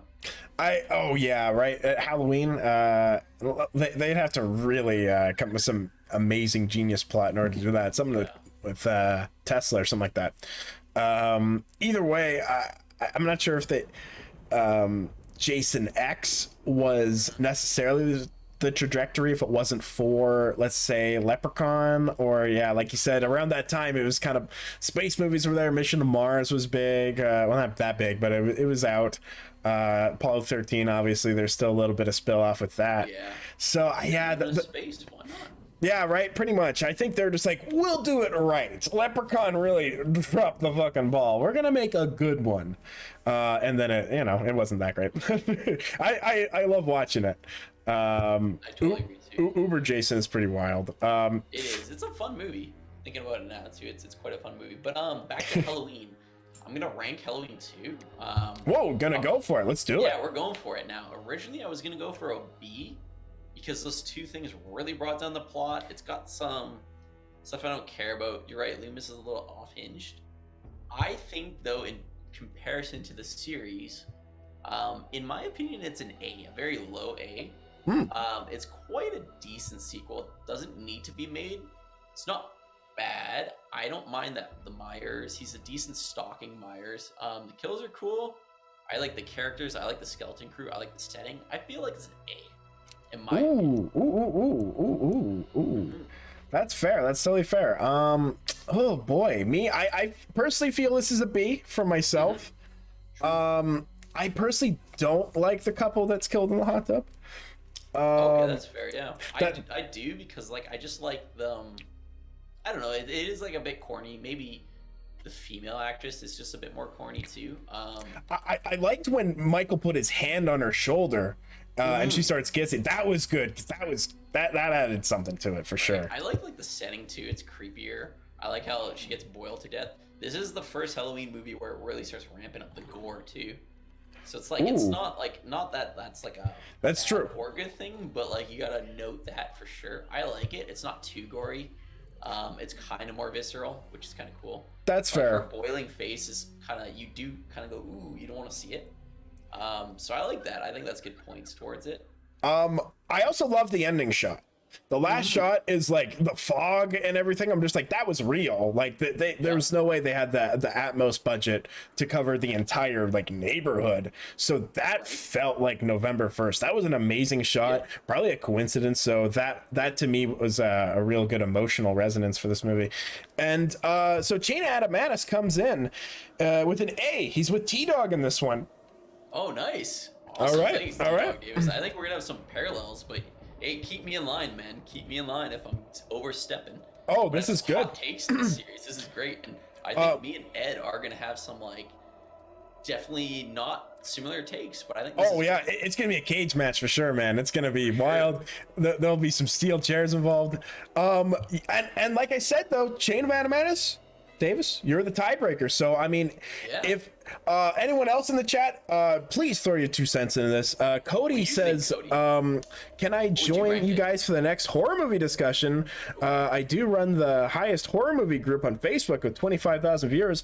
Absolutely, Hell yeah. you can come on for sure. That'd be so fun. yeah, I think right? that Halloween streams are slowly ending because there's not too many left. And you'll probably resume back to like normal movies, but definitely like you always do horror stuff. So Oh yeah, I do horror movies all the time. Cody, absolutely. Yeah, so anytime, Cody, we'll get in contact with you for sure. I think you have a lot of good things to say. I'm sure. Oh yeah, right. Always down to hear some more takes, some hot takes for sure. Yeah, we'll get in contact somehow, whether it's through this or maybe Discord, or I can message you through here. Yeah, you just need to prepare. That's fair. Yeah, there was a lengthy time to prepare for this one. Multiple days of watching movies, which I love doing. Oh boy, Hell big yeah, this big was, fan. like, we always do me and D-Dog Davis always do like the Halloween marathon this year and stuff like that, like every year. But this is great. It felt like homework, but good homework. You know, it gets you in the season. Yeah, right. Oh, my favorite time of the year for sure. Until Christmas, and then for some reason I'm like, no, Christmas is the best time of year, or the holiday season. It's tough to choose with that one. But yeah, you know, yeah, I'll add you on my group. Oh, hey, I would yeah. very much appreciate that. And hey, Cody, join the Discord too, because you can review or you can request Ed to review any movie you want, anything, obscurity, whatever. And he's gonna give you a 500-word essay on it. It's awesome. I've got him to review some crazy shit, and it's so fun. Join that Discord. You gotta pump that, Ed. Oh, that's true, right? I gotta pump it more. Yeah, absolutely. Any movies that are recommended in there, I'll do a 500-word review minimum. No problem whatsoever. I'll add you on my group. It'll be sent to some people. Oh, hey, that sounds fantastic. Appreciate that, Cody, for sure. Absolutely. On this note, I gotta use the washroom really quick, but you know what? Oh, I'm hey. gonna say A. Cody, you gotta give your ranking on what you think Halloween 2 is. Everybody else in the chat, Dave Mike says B, which is good. A tier is Chains of Mattis. I think Cody's the tiebreaker. I'll be right back though. All right, yeah, sounds good. Absolutely. Yeah, you know, I'll just talk a few more notes. Tyler, give him my number. Absolutely. Yeah, Tyler's got my number for sure. Yeah, Cody, do you have a tie-breaking thing for this? How do you feel about part 2, Halloween 2? Me, I feel it's a B. Davis thinks it's an A. I would probably feel a little better with putting it at A if it wasn't for the characters. Like, I just don't care about the characters nearly as much in this movie. Most of the people that are killed have like no relation to the plot. They don't have much screen time. They're just kind of more meatbags in this one. Like the last one, they spent 50 minutes before they started killing people. This one, they just kind of start doing more of the slasher kill every 10 minutes. But I do love that first shot through the neighborhood. It's really, really good. You're an original, always an original 10 plus.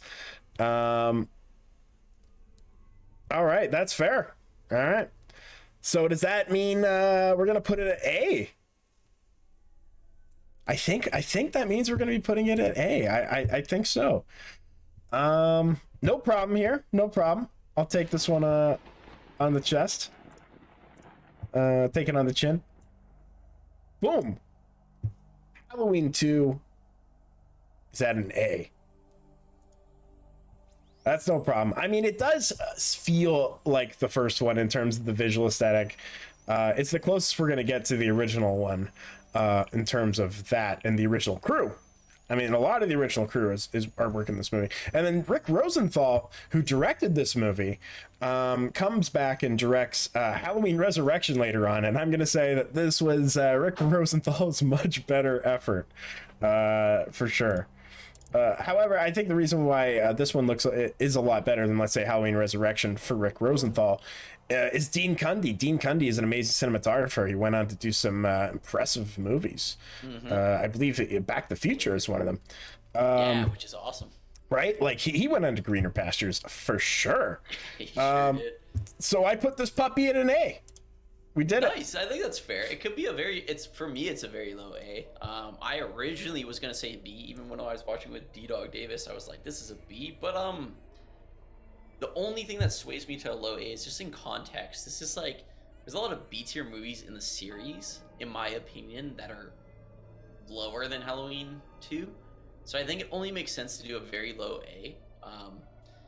Just because this is such a massive series, we're about to get into all like the spectrum of the ranking. It sort of sways my ranking to like, yeah, it's a very low A. It has its faults, but not that many faults like the other movies do have. We're gonna get into that for sure. Cody says it needs to go, but we'll exchange numbers. Good conversation, guys. Yeah, absolutely. It's a great conversation. Thanks for stopping by. Yeah, absolutely. Awesome. And yeah, we'll be in contact. We'll get you one of these horror movies discussions for sure. You, sub to Ed's channel here, or follow it at least. Be a new follower, man. Hey, would appreciate it, but thank you very much, Cody. Appreciate it for stopping by. Much love. Absolutely. Thank you very much. Oh, hey, and you did follow. There you go. Nice. Awesome. Tyler's pushing this so hard. I love it. Thanks, You're Tyler. hype, man, dude. Oh, hey, thanks, Cody. Really appreciate it. Awesome. Yeah, so Halloween 3. Let me just switch the graphic over. Yeah. Boom. Oh, man. Do you want me to start Halloween 3, or I'm curious to see what you think about it, because I'm just gonna like gush. Well, sure. Hey, you know, I have my list of notes. So this is written in part and directed by Tommy Wallace, the editor of the first movie, the original Halloween movie. Wow. Unlike the last Halloween movie, so like you alluded to earlier, John Carpenter did not want to continue Michael Myers. They wanted to do a fresh story, take the Halloween name and make it an anthology series. Every year you get a different story, and I think that's admirable. Right. He kind of had his way with anthology a little later on with Body Bags. Yeah. But I have to say, unlike the last Halloween movie, this one is unpredictable and has a fresh story. I've never seen a corporate witchcraft before like this, yeah. or ever again, like Suits, who are all about sacrificing for witchcraft. It's weird. Such a, like, if you think of Halloween movies, you can name like Trick or Treat, Halloween, but what other movies celebrate the spirit of Halloween? Oh, Halloween 3, it very much does celebrate where, you know, like the Samhain, the sacrifice of, like, you know, children and stuff, going back to the Halloween roots. I love that. I can't recall, like, I want to watch some Halloween movies. I've watched so many this year, and I can't recall, like, that many that, like, you know, have that actual connection. Really, yeah, exactly. It's revolved around Halloween, and Halloween 3 is, especially like the ending twist. I love it. I think it's just such a unique story. The only thing, I'm going to say it right now, the only thing that like is a big X in its coffin or doesn't have it going for it is it uses the name Halloween. And it's going against the Michael Myers grain, right? It's just like, it should not be called Halloween. It should be called Season of the Witch. It's such a solid movie. And looking at it, it's unique, original. The score is fucking awesome. Oh, John Carpenter scored it again too. It's what John Carpenter wanted to do. And man, could you imagine if he continued making all these fun stories for movies? Like Halloween 3 turned out so great. I know it was not received that well, but it's found such a nice following now because people, you know, they're not pissed that it's not Michael Myers, you know. So I got so much to say about this movie, but I'll let you talk a bit, Ed, too. Well, you know, I do agree. Absolutely, the marketing played a point. You mentioned that the Halloween name being the one that kind of screwed it over for sure. Yeah, I think I wish they were a little more direct that this is not going to have Michael Myers in it. But yeah, you know, it would have been great to see this anthology series kick off, especially if it was this high quality, because they don't look this, they don't have the same aesthetic like this ever again. No. Dean Cundy moves on, the talent move on to do other stuff, and then when they come back in 1988 with Michael Myers, it's a whole different set of people, and it's lost a lot of its quality. So if we had more Halloween anthology movies with this level of quality, would have loved it. Would have loved it. Would have been unique. So it's so unique. Do you know if Deborah Hill was a part of this production? Yeah, I think she is. You had all the all-star cast, literally. Deborah Hill is really true. You're right. It is the All Stars back, right? It does Carps with Alan Holworth again. I think does do the music, and he isn't doing the Halloween theme, so it's great to hear him expand a little bit. Yeah, the soundtrack is killer for this movie too. Yeah. It's got a lot of tense synth scenes.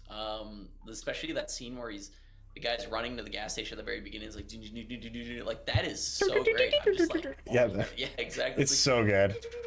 Like so good, man. Yeah. It's weird that they have a trailer for Halloween in this movie. I found it a little bit of an obvious wink. Like, it's a weird wink. Like, it's not a funny wink. I don't quite get the point for it. Like, see, it's the first one, and this is the third one. Like, I think it's funny the first time you see in the bar or whatever, but then they do it again when he's stuck to the television. It's like the night, or like if you just did it once, I think it would have been kind of a nice odd. Like maybe he's in the bar and it plays, and then he quickly swaps it. So like you kind of, the people who are paying attention get it that it is Halloween. That would have been cool. It's in that like same universe mythos, but it's a little too long of like a reference. I don't mind it as the meta. I do like a bit of it, especially in the bar. I don't like when he's sitting there and he's got the mask on and then they play Happy Halloween and there's Halloween. But it's like a callback, in my opinion, to the thing, which he didn't know he was going to direct. But like it's cool nowadays watching it from now. I'm like, oh, this is great. That's fair. That's fair. It's a little too over long of a reference in my opinion. Maybe, yeah. Maybe just the one and done would have helped it a bit. Maybe it was also like separate itself further from like the lore of the original Halloween to say like, this is not, Michael Myers ain't coming back. See, this is a movie within this. Like this is a fake even within this. And it helps kind of sell this as a little more of a reality. Like this is not the reality with movies in it. Or this is a reality with this as a movie. I'm a big fan of the Silver Shamrock tune and commercial. Me and my friend Davis, we always play a drinking game. We'll have a beer or whatever. We'll watch this movie. And every time they play that fucking song, you take a sip, and it's so much. You see a TV or see a radio, you're like, oh shit, they're gonna play that song. And it's like, 9 more days to Halloween, Halloween, Silver Shamrock. So it's good. The London Bridge theme played over this bullshit of Halloween, but it's just charm, man. Like, I don't know what people were thinking maybe in the theater back in the day, but like, I love this movie. It's so Halloween-y. It's just like that charm I like. You can't get that from too many other movies, you know? So I agree, right? There are a lot of strengths in this movie. A lot, like it was clearly overlooked when it first came out. One thing I will say, for me, it's tough to get too invested in the lean character because it's tough to figure out like the motivations. Like I don't get why Tom Atkins acts like this undercover detective. Like why is he so hell bent on getting to the bottom of this? I'm surprised that Ellie sought him out. That's true. I didn't think about that. He's like, I love this like entire, you know, where he's like he's always hitting on women in this movie too. Oh, it's pretty rough. Yeah, that's tough. Doctor, but like, you're right. Why is he going after it so much? I can totally understand her perspective, but maybe he's like, this is just drawing, obviously, but maybe he's like in love with the girl and he's following her and he knows that she's intrigued by it, but he does seem like he's like, I don't know what the hell's going on. Like, why does he care so much? That's a good point. It seemed a little too easy and a little inorganic for how it unfolded for me. Totally. So I thought the screenplay was a little interesting, like how the characters and the dialogue and how they interact with each other was a little fake. It just seemed really, really odd, some of the scenes. I will say that I like this more than 2. Like, if anything, it's because they took a risk. We all know what Halloween 3 with Michael Myers would have been like. Probably, frankly, like a well-shot Halloween 4. Probably. I think it has its strengths, its weaknesses. It's a very unique original plot, which we're about to see in the rest of the Halloween series just fucking fails on. Yeah. So like watching this is so refreshing. It's solid. Another elaborating on your part where you don't think it's organic is like when he like all of a sudden she's like, where do you want me to sleep? Or he's like, where do you want me to sleep? And she's like, where do you want to sleep? Yeah, it's like just like that's very jarring. It's especially weird. It goes on his character where he's like such a animal. He's hitting on all these women. He hits on Wagnes. He slaps her ass. She's like a 7-year-old lady. Like, hey, what's up, Wagnes? Pretty tasteless. The thing is, though, with these characters, I really cared for them. I feel like they maybe at some points unorganic, but like when he's sharing like hooch with like the guy in the alley and stuff, and like it's there's very strong characters in this one. Even the girl over the phone, and she's saying like, you know, she can't find human parts, and you're already piecing it together. You know, it's like it's all machine and stuff like that too. But you don't want to see her die. Like they're not throwaway characters like we're gonna see in the rest of the series. And I think it's a strong cast in my opinion. I like Tom Atkins. I really do care for him. The ending is a little weird when he's like, you know, fuck, we should talk about Dan O'Harely or whatever the Silver Shamrock guy is. He's awesome. Yeah. He's so strong. He's like a really nice old comparison to Loomis. He's not the same character, but the old archetype guy, like I fucking love him. His acting is impeccable in this movie, in my opinion. But it's cheesy when he's bringing Tom Atkins down to show him. Yeah, it's this a little is like Halloween. huh? That's the only thing that pulls me out of it. But besides from that, though, like everything else is so good in this movie, and I'm gonna say it right now. I think it's an S tier just from the originality. Oh, wow. And Nice. How much I really enjoy it. Oh, geez. Hey, right on. That's totally fair. And I think Bonjour is up there with you. Bonjour loves this movie. know It's the S tier, only S tier, one S tier. that he's seen. Yeah, S tier, S tier, S tier. nice. Oh, boy. Oh, yeah. Tell you what, like this movie's a lot more polished than let's say Friday the 13th or Freddy Krueger, any of those movies. It's a lot more polished than that. I didn't expect robots, but we have robots. It's sort of I don't know. It's a little out of nowhere for myself. Like, and they have similar innards to Ash from Alien. That weird robot. So I thought that was maybe a little, like, maybe not necessarily taken from there, but definitely similar style, With the goop and stuff. right? Yeah. I thought he was able to thwart the villains pretty easily. He just like kind of like crawled up on them Like and just punches his chest, right? right, punches his chest. But And with the robots, like I'll add on to like a counterpoint is I like how the one at the beginning blows himself up. I like their Yeah. blank stares. I like so much that leads into them being robots and stuff. And like the little nod of the homeless guy saying they wouldn't hire me, he hired everybody outside from the factory. Like they build on the story of robots and like everything else really well, right? So like again, a unique original. It has what Halloween 1 has going for its original. Mhm. And like I appreciate originality a lot. And Yeah. like maybe It this goes is a long biased way. for me. Totally. But for bias for me, it's like the very first movies in a lot of these chains of like slashers and stuff are always the strongest. Like Child's Play, you know, Friday 13th, not really. Nightmare on Elm Street for sure. Mhm. When they establish the characters, sure, like part 4 or 3 for Friday the 13th, you know, it's Jason. Like they're strong because they're original, they're unique. And Halloween 3 is a unique story. It's the third one. It's not Michael Myers, but it's a strong, unique story. And I feel like it does hold up pretty well there to like, you know, Halloween 1. It's not like as classic, but I still feel like it's such a nice original story. That's fair. You know, honestly, I do appreciate the unpredictability and the freshness of the story 100%. I like that it's more mysterious than it is scary. It's like fun to guess what's happening and figure out what's happening. It's a little more mysterious than any of the other Halloween movies. Yeah, Tom Atkins is a solid lead performer. I like same year as Creepshow, quite the year for Tomcat. Yeah, he's cool. Tom Atkins is a gem, man. All right. He's such a sweetie. Have you seen Night of the Creeps? No, that's on the list, but You gotta check out that movie. It's so fun. that's like man. 86, I think. I'm very excited to check that one out. Absolutely, Nice. that's Yeah, it's one awesome. for sure. Tom Atkins has one famous line. I'm not gonna spoil it. So fucking brilliant. I love Tom Atkins in that movie. He's great. He's another solid lead too in that, and it's another zany ass plot. But yeah, I won't spoil much. That's fair. And Jane Matamanus Davis thinks this is good foreshadowing. That's fair. You know what? And the body count in this movie, if we're going to talk about Halloween, we got to talk about the body count. It's smaller in this one, but the kills are more brutal and like Yeah, they are. disturbing. The nose crack in the skull, the laser blasting in the The mouth. laser blast is awesome. Right. And I love how they figure they should like have bugs come out of these mouths and stuff like that too. Like its originality is great. It's awesome. It's not too like, oh, let's just blow our face off. It's just like, oh, spiders, or the kid melts and like snake shoots out of his mouth. I love it. Like, to me, that's just fucking great. And it aged so well because it's Yes. just, like it's it's unique. Yeah. That's like the biggest thing that horror movies suffer from is they're not unique. They're like, people think like what's his name? Ebert, he was like, oh, they're throwaway trash. But you know what? It's like, no, it's like unique takes on them. You know, they'll age well and stuff like that too. It's not gonna be like girls' school slashers where it's just like kill the high school girls or the dormitory girls or whatever shit. Like these are unique, you know. So Yeah, I agree. And thumbs up for this movie. You think it's an S tier? I think so, just because of originality.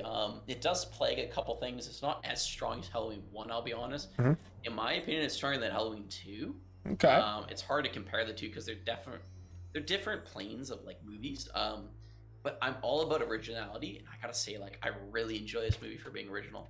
That's and the fair. ending, in my opinion, is fucking awesome. It's so dope.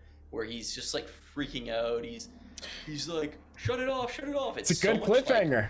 yeah, it's a good cliffhanger. It has you in there. It's not really a cliffhanger because you know too. Yeah, it's true.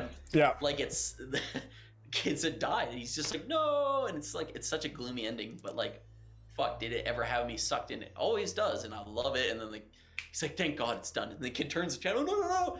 Turns off. Oh, thank God it's done. Turns the channel, no. Like it's such a great ending. I love it. It's worth the price of admission, I'd say, just for that ending. Yeah, it is. The ending is stronger than a lot of parts in the movie for sure. Yeah, I'd say it's an S. You'd say it's it an could S? be a lower S for sure because like Halloween's a high S. Yeah. But I think it's an S. What do you think, Ed? Be honest too. I'm curious. Me, it would probably be a high B or an A. That's totally fair, yeah. Just because I thought Halloween 2 was more B situation. I thought this was maybe a B and an A.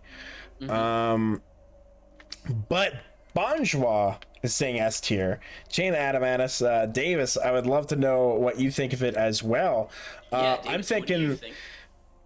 you know, depending on where this goes, oh boy, if Davis says an A, then that's 2 A's and 2 S's. And then we're going to either need a tiebreaker or do some sort of a steel cage. But for now, I'll put it at S because right now it's 2 S's. And then if Davis comes in and gives it something else, then we'll adjust accordingly. S tier. Oh, yeah, there we go. S tier. All right. S-tier. Boom. It's S tier. Boom, it's an S. I did not expect that, but I love it. These are the unexpected moments that we get here. That's what I'm thinking. I'm thinking like I know. It's not even that I'm biased. It's just like I said, originality is just like, oh man, this series Halloween is like so tiresome for not being original. And that's it's fair. Not gonna knock the points, but I'm just trying to look at what keeps me excited and happy, and I'd say it's an S. Like I try to really look at this. The fucking soundtrack's great. Character's great. Kills a kid, which is awesome for a Halloween movie. That's pretty ballsy. I agree. Tom Atkins rocks. There are some weird glaring, like obviously character things that don't match, but you know what? It like keeps the story going. It doesn't have any very like obvious sidetracks like it's a sister or it's Sam Hain like Halloween 2 does. Yeah. And that really pulls me up because it doesn't fill it. The biggest thing that's the problem about Halloween 3 would be obviously it's not Michael Myers, and the second thing is when the main bad guy is taking him down to show him what's like why, right? Yeah, it definitely has its flaws, but you're absolutely right. I mean, these are slasher movies; they all have flaws, and the creativity has to be nourished and treasured. And this is creativity, so I actually don't feel too bad about this being an S tier. I think it's unique to have it at the S tier, and that makes this tier list unique. And I'm down for that. I don't want this to be just the standard what everybody expects. Just like what we want for the ending to Halloween Ends, you want it to be a shock, and sometimes and for me Halloween 3 being an S tier is a bit of a shock, but I love it. Yeah, it's pretty crazy. I follow like a lot of horror communities on like Reddit and other forums too, but a lot of people rank Halloween 3 right after Halloween 1, and a lot of people make jokes that they like it more than Halloween 1, which is like stupid, but like at the same time it's like it's good. There's a lot of appreciation, and it got really bogged down upon release. Right? Yeah, that sucks. That was unfair. I think John so. Carpenter has really had a huge resurgence of appreciation, especially like during like all his releases were pretty bogged down, but like it's a John Carpenter original, and like I think people see it for that too. But it doesn't have some crazy appreciation nowadays too. And just going into it, I love it. It's like it eludes the Halloween series. But yeah, S tier in my opinion. Boom. But that's cool, yeah. All right, let's do it. We'll hit S tier, and then we'll start talking about the fourth one. Hey, how we take just a few minute break, and then we'll come back for the fourth one, and we'll go through them. That's good. I think that's great. All right, sounds good. All right, we'll be back in just a few minutes for more ranking of the Halloween tier list. Sweet, stay tuned.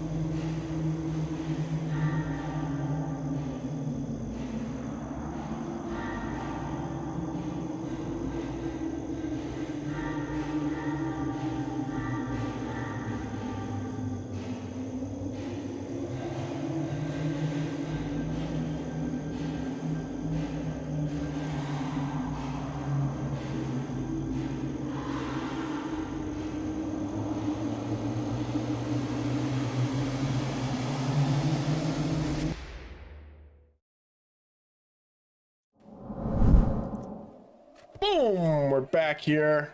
Halloween 4, here we come. Absolutely. What's up, everybody? Oh, I love doing Put this. in that VHS. Halloween Oh. 4. Gotta blow it. No, that's an NES cartridge, but put it in, rewind it, set it up. Nice. Gotta love the VCR. Yeah. This is just to emulate the cozy kind of basement of the 90s. Settle up with a pile of VHS tapes. Absolutely going for that vibe. So I Halloween gotta say, 4. Ed, your effects are just fucking unreal, man. Oh, hey, thanks, bud. I Everything, appreciate the that. set designs, your costumes, like you have the VHS. You even thought to have the blue little play bullshit screen before Halloween 4, the trailer came on. Like, come on. Can we all take hey. a second to appreciate this? You know? Oh, well, thank you very So much, Charlie. You're flattering me. You're flattering me. That happy to be here, buddy. feel great. Thanks for joining. It's a hell of a good time. I think we got a lot of Halloween heads in the audience. I mean, you and me are a Halloween head, but it seems like we have people that have recently seen the latest one. Obviously, Davis, Chain of Adamantis is a big give you one. A clap. Oh, he's Totally. giving What do a you think, clap. Davis? This is a nice little. You guys got the. I didn't even see it. The Silver Shamrock Novelties poster. What? Boom. Hey, you know. Come on, man. See, You're swooning me, man. You're swooning me. I love Halloween 3. Come on. I figured like I gotta give a shout out to Halloween 3 because it is like it's the little engine that could, and I think it deserves a hell of a lot. I mean, I think it has gotten the attention. I mean, I think there was a voice that said this deserves more attention. I'm glad to see that it actually is.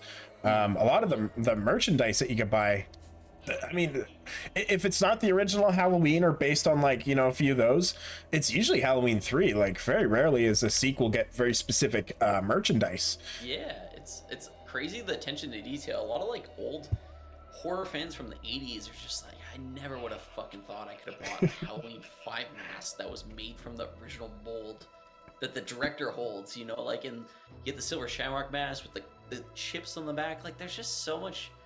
It's a good time to be a horror fan, man. Like, there's so much appreciation, and it's just like it's awesome. I'm very happy that like this shit's getting made, you know. Oh, I agree, right? Like it's so easy to get a Jason mask. I remember back in the day, and we talked about it before. You had to go on eBay to get a Jason mask. And now I have my choice, and some of them are $10. Like what? That blew my mind to see that.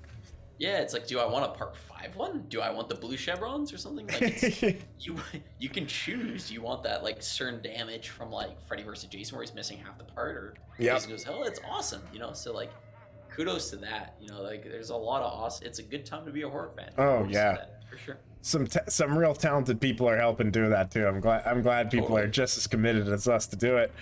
And here we are. Our committed nature brings us to Halloween 4.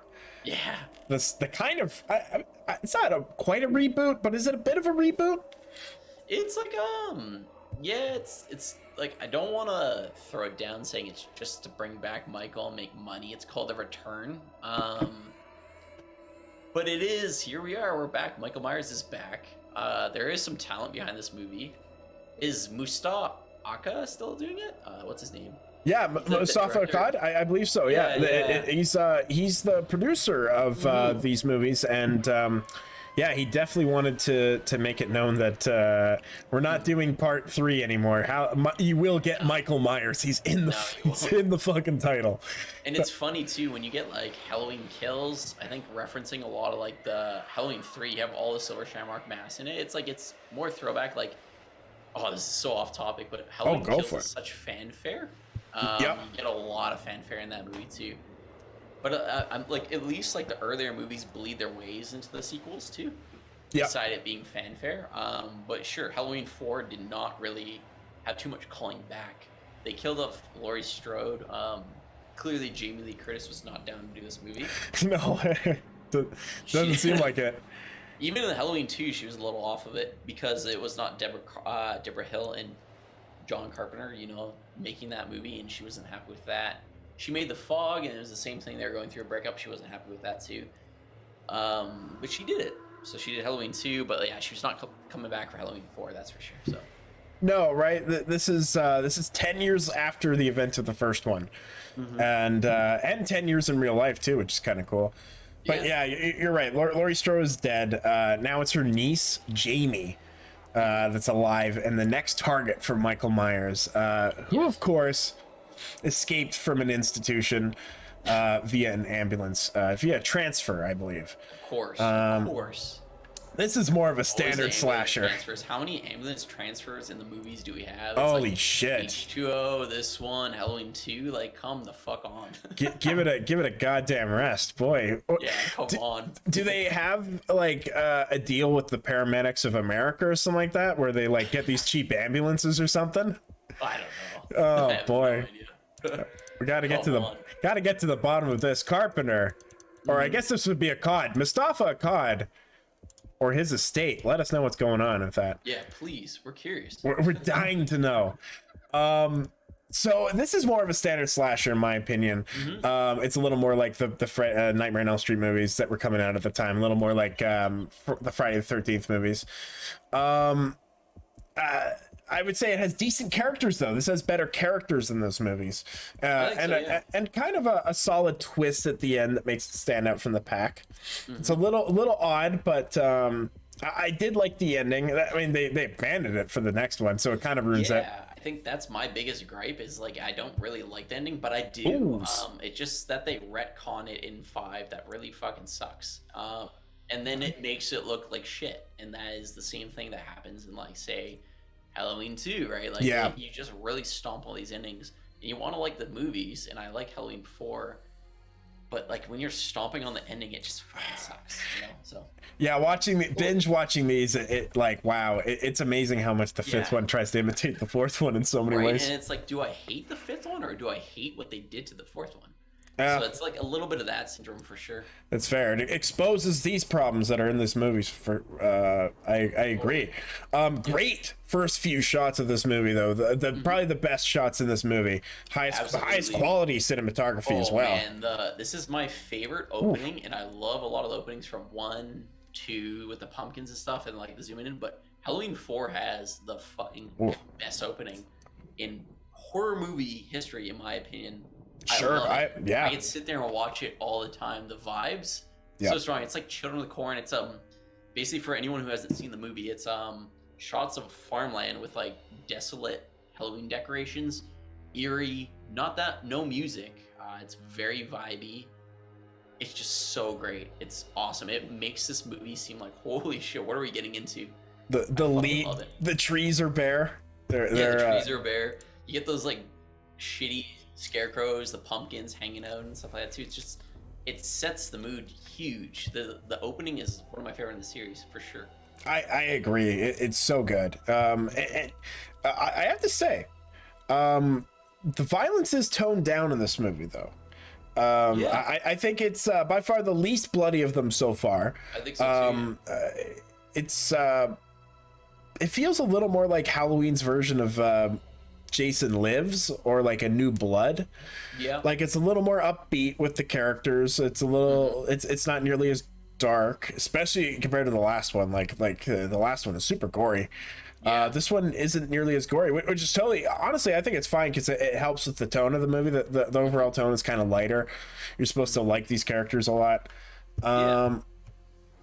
So what I didn't like the exposition from the guard character. This is how it's also a lot like the Friday the 13th movies. When it first opens up, how they're able to explain the whole history of Halloween. This like guard rides an elevator with the paramedics people to transfer. And he just tells like the entire backstory in like 30 seconds, and it's like okay, it makes sense. I guess like this is Michael Myers, right? You may know him not from Halloween 3, but you may know him from 2. And this is Halloween 4, but guess what?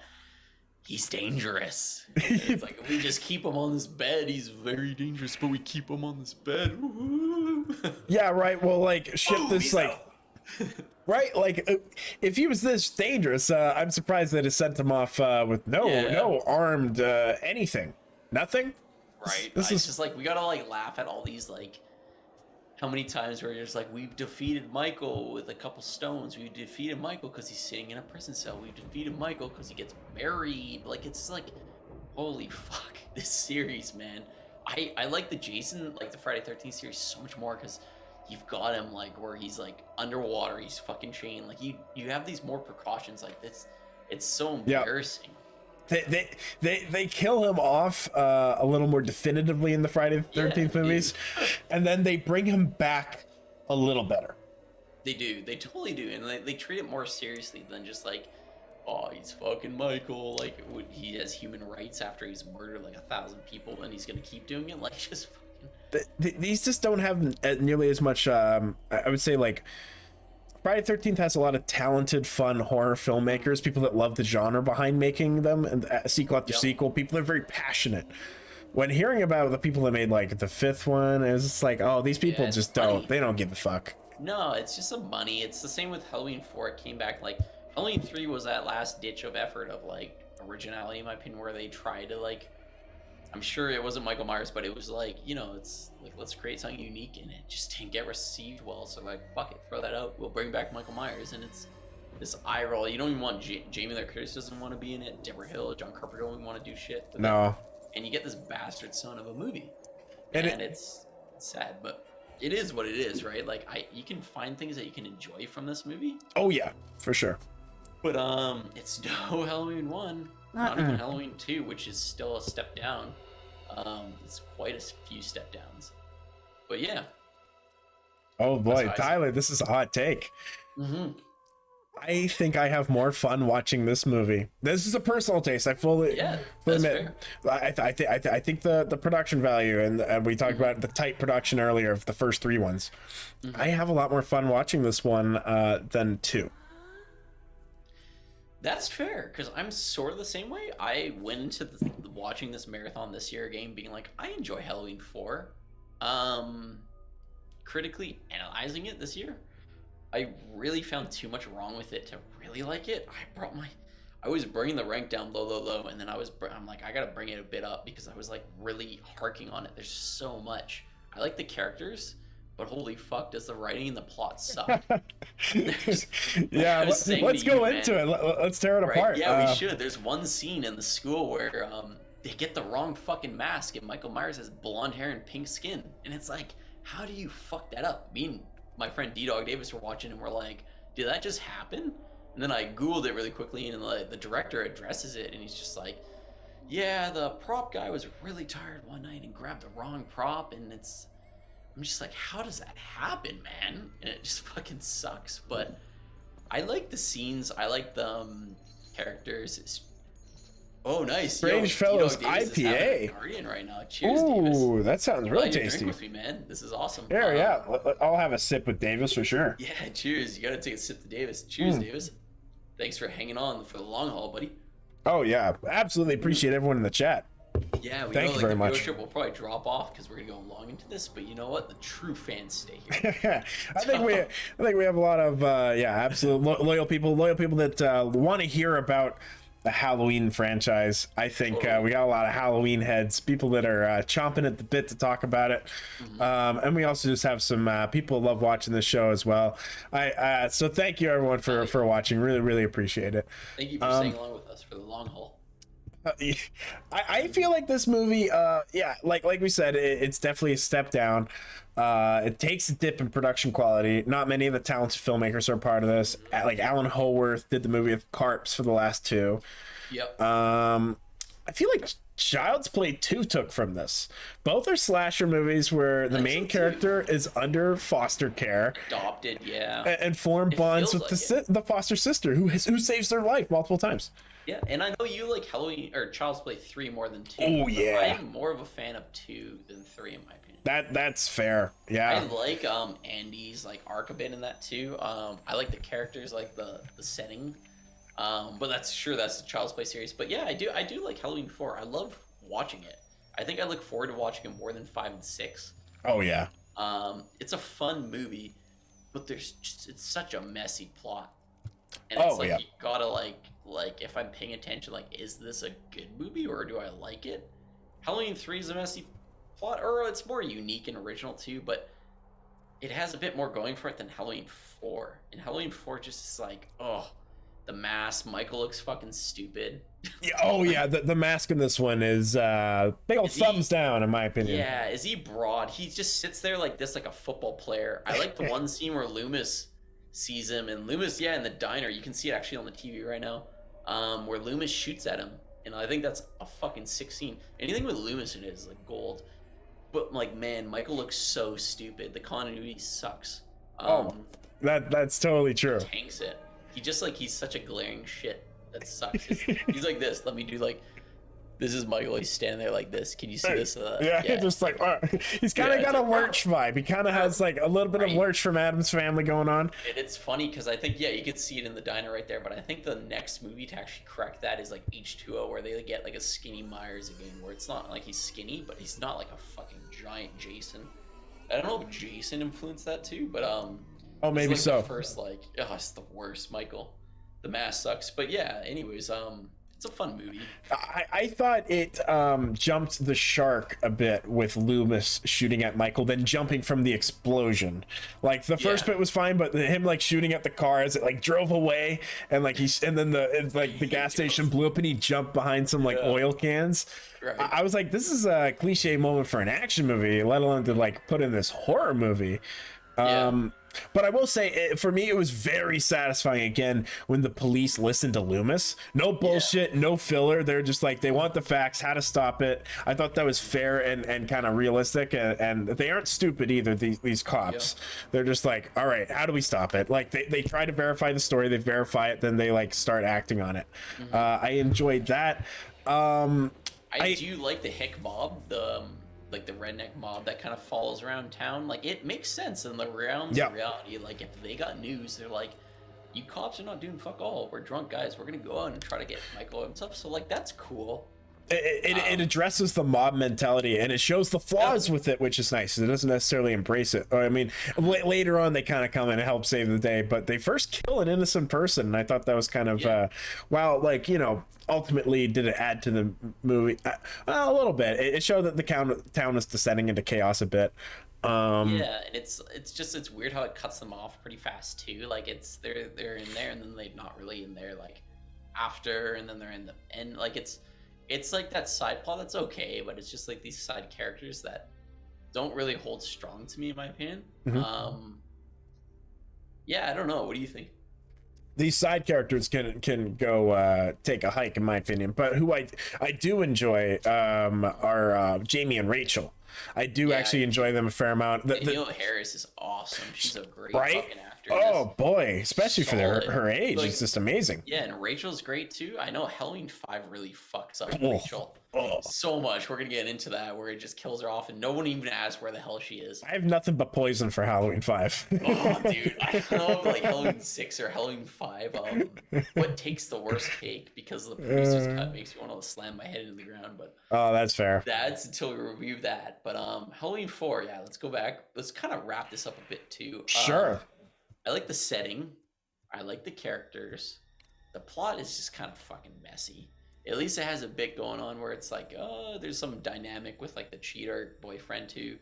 That guy dies pretty embarrassingly too. Yes. It's got some omissions where like Michael's wearing the bullshit not mask he shouldn't be wearing too. It's too neat. It's too tidy. I don't like how clean it is. It doesn't make sense. No, it really doesn't. I'm gonna rank this. I'd say it's a B. Just again, I don't want to do this, but in terms of all the other movies, it's better than a lot of what we're about to review. Yeah, right. So I feel like it's a B. Maybe a middle low B in my opinion too, because like just watching it this year, really like I always look forward to Halloween 4, but there's too much that I just was like, the fucking Michael Myers is like sucks. The Loomis, the retcon of the ending of Halloween. All right, it has like some scars. So fucking bad. He got blown to smithereens, and he's back. He's got this like in the one earlier scene. He's got this like really ugly looking like flesh scar, and then like a couple scenes later, it's just like flushed out, and it's like you can't even get the scar right. Like it's. I don't think he wanted to do makeup as long. I bet he was just like, we can move this along. It's like. The scar, like later in the movie, looks better, but like the earlier scar where he's got this big pimple hanging off of his face. It's like, what is this? Like, and it's so like you can see it. It's so obvious. So it just like takes me right the fuck out of it. In my opinion, it's like it's a B tier. It's a low B, middle B, I could say. That's fair. Better than a lot of these other movies. But what do you think, Ed? I'm curious. I think the death of Michael Myers in this movie is a little easy and unoriginal. They just shoot him a lot. Not in a clever way. Not a clever way of killing him. Just a lot of bullets and a fall. One of the stronger scenes in the movie is when the sheriff, Loomis, Jamie, and Rachel are surrounded by all those multiple Michael Myers. It's a little bit of a what the fuck is going on moment. That's cool. I thought that was a fun little prank. Felt a little bit like a moment from the second one, or maybe even the first one, of just like the kids out like, trick or treating. Michael could be anybody trick or treating. It's a little weird too because like people are pointing guns at them and like you're like. They would have reacted before. You yank off your mask, but Yeah. it's like it's in the realms of like that's great that it's bringing the Halloween, like anyone could be dressed as Michael. I like it for that aspect. It's a little too much where it's just like, wouldn't you fucking be like? Yeah, as soon as the gun gets drawn, it's like, oh shit, no. Right, but yeah, I like that. That's unique, which is great. Original. I had a lot of fun watching this movie. There aren't too many plot holes. It's well placed. The simplicity of the story makes it super digestible. If these movies were like if you drank a 6-pack of beer, the fourth one that you drink isn't like new, but it goes down smooth. So with this one, I do agree though. Good B. I would say B. I'd say it's a B too. I don't like the whole sort of subplot with the man in black doesn't explain it to him, and then he blows him up out of it, and then it's like leading in because it's leading you into Halloween 5. Who is this man in black who's following everybody? And here we go. We get the Thorn trilogy. Oh, the Thorn. This is the first Thorn movie, and you have this man in black who's setting it up slowly. So. Boom. I'm putting 4 at B. Boom. Solid. All right, now, oh boy, The poison boy. it is Halloween 5. What do we say? Just gonna switch the graphic here. Let's see here. Pop in that blue. Yeah, right. I gotta load the VHS tape. Boom, there we go. The highest quality effects you got here. Oh yeah, here we go. He's back. This is the Nicolas Cage looking mask Michael Myers. This is where so in part 4 he got buried and he was dead, and then in part 5 he shoots down a river and he just he crawls out a hole and he shoots himself down a river, and then a guy saves him, and then he kills the guy a year later. It's just like, that is so weak. Like this plot is based around Jamie again. It's been a year since she killed her foster mother. She now has visions and sees what Michael sees as he kills people in town. Finally concluding with a showdown between Michael, Loomis, and Jamie. It's pretty much all just build up for that. It's all the build up to the last little bit. This feels like the Halloween equivalent of Nightmare on Elm Street 4, just kind of a cheaper imitation of its predecessor. Yeah. So this was the worst opening credit sequence in a Halloween movie. So unoriginal, so bad. It was just a slash and just boom, Halloween, the title card. Nothing going on for it. No. It's just I don't know, man. Especially how it retcons again Halloween 4. Yeah. It's Jamie could be the next Michael, and then it's just that's out the fucking window, and then you have to feel for Jamie again. She's in a hospital bed, and it's oh, Jamie, but you're not thinking in the back of your head she murdered someone. She could do this again. I don't like the writing in this one at all. I don't like where we're going into. It's just oh man. And then I like Daniel Harris Jamie again, but it's just fuck, man. These endings and these continuity errors just suck, and that's what's happening with this one, especially. Oh yeah, its tone is also inconsistent as fuck. It goes from scares to those fucking bumbling cops with awful circus sounds. Oh my god, what was going on with that? You kill off Rachel pretty fast, and then no one's asking about her, and you introduce these characters that go to a party that are just not strong characters. No one gives a fuck about them.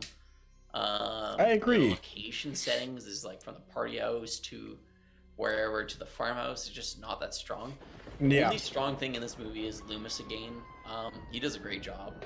I feel really bad for his writing part because it's just terrible writing. The Myers house is this giant fucking monster. Oh yeah, is this supposed to be the Myers house? What is this shit? It looks nothing like it. Mansion. I agree. The Monsters Mansion. That's hilarious. It's just oh my god, it's such a slap in the face to people who care. But again, like you said, they weren't doing this for people who cared about the series. They were doing this for money, man. There's the continuity is doesn't fucking matter because we're gonna make a new Michael Myers mask every time. Definitely a cash grab, this one for sure. I It agree. is. People want to see Michael Myers, and hey, you got your fucking curse. You're like the wish master. You wish, oh, Halloween 3 sucks. Let's get more Michael. Oh, we're getting more Michael. All right, here you go. It's repetitive. It's boring. I don't care about Rachel's friends. Like, it focuses on them, and it focuses on them for like a long time too. The dialogue feels like filler. The greaser character with the convertible is officially the worst character of the entire franchise. Don't touch my car. Yeah, also a lazy kill scene. Like, it doesn't have anything creative, no atmosphere. It was just like that shot of him like getting out of the car and walking into frame with Michael. Then Michael like stabs him. It was so weak and so uninspired.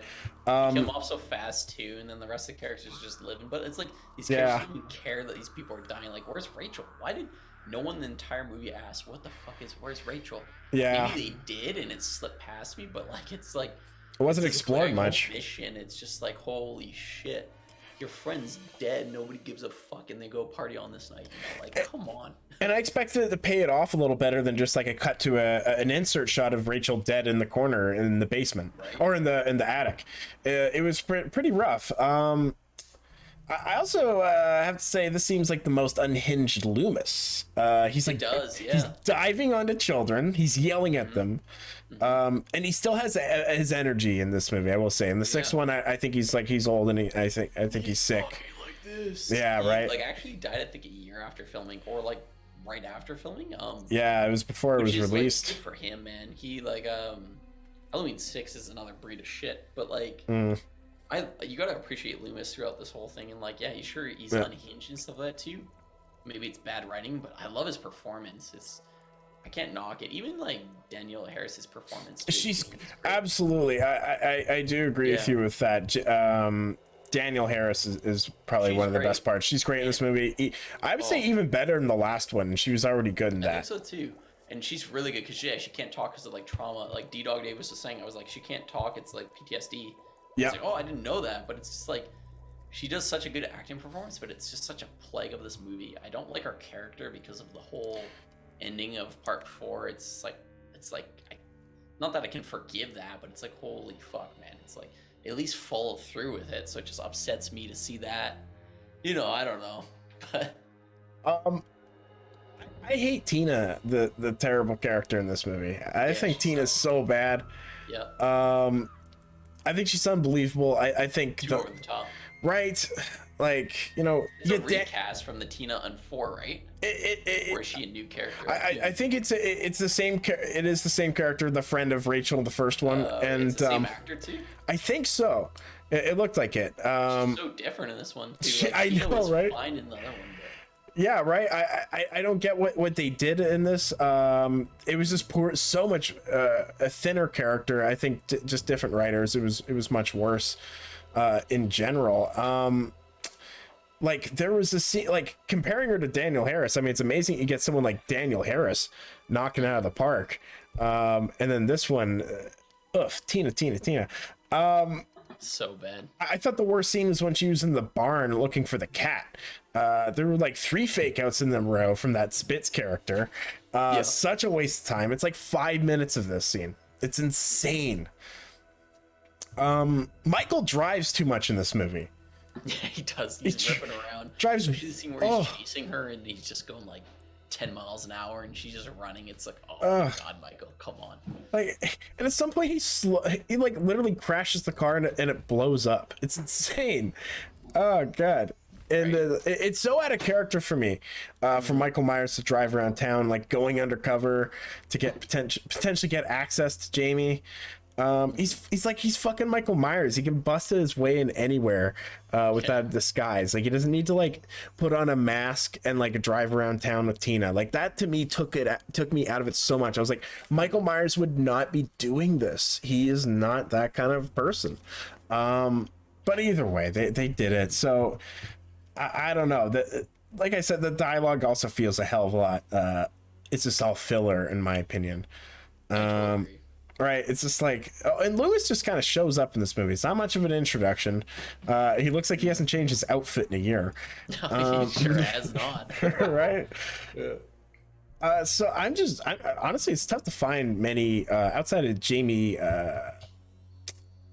like Danielle Harris. I don't know what is really strong about this movie. right? There's not that much.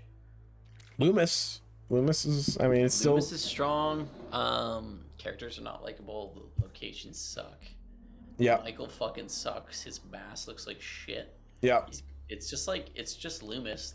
It sucks that they really like didn't give a fuck about the Myers house and they just retcon it and they go for it's the Munster house. It's Adam's family house. Like whatever.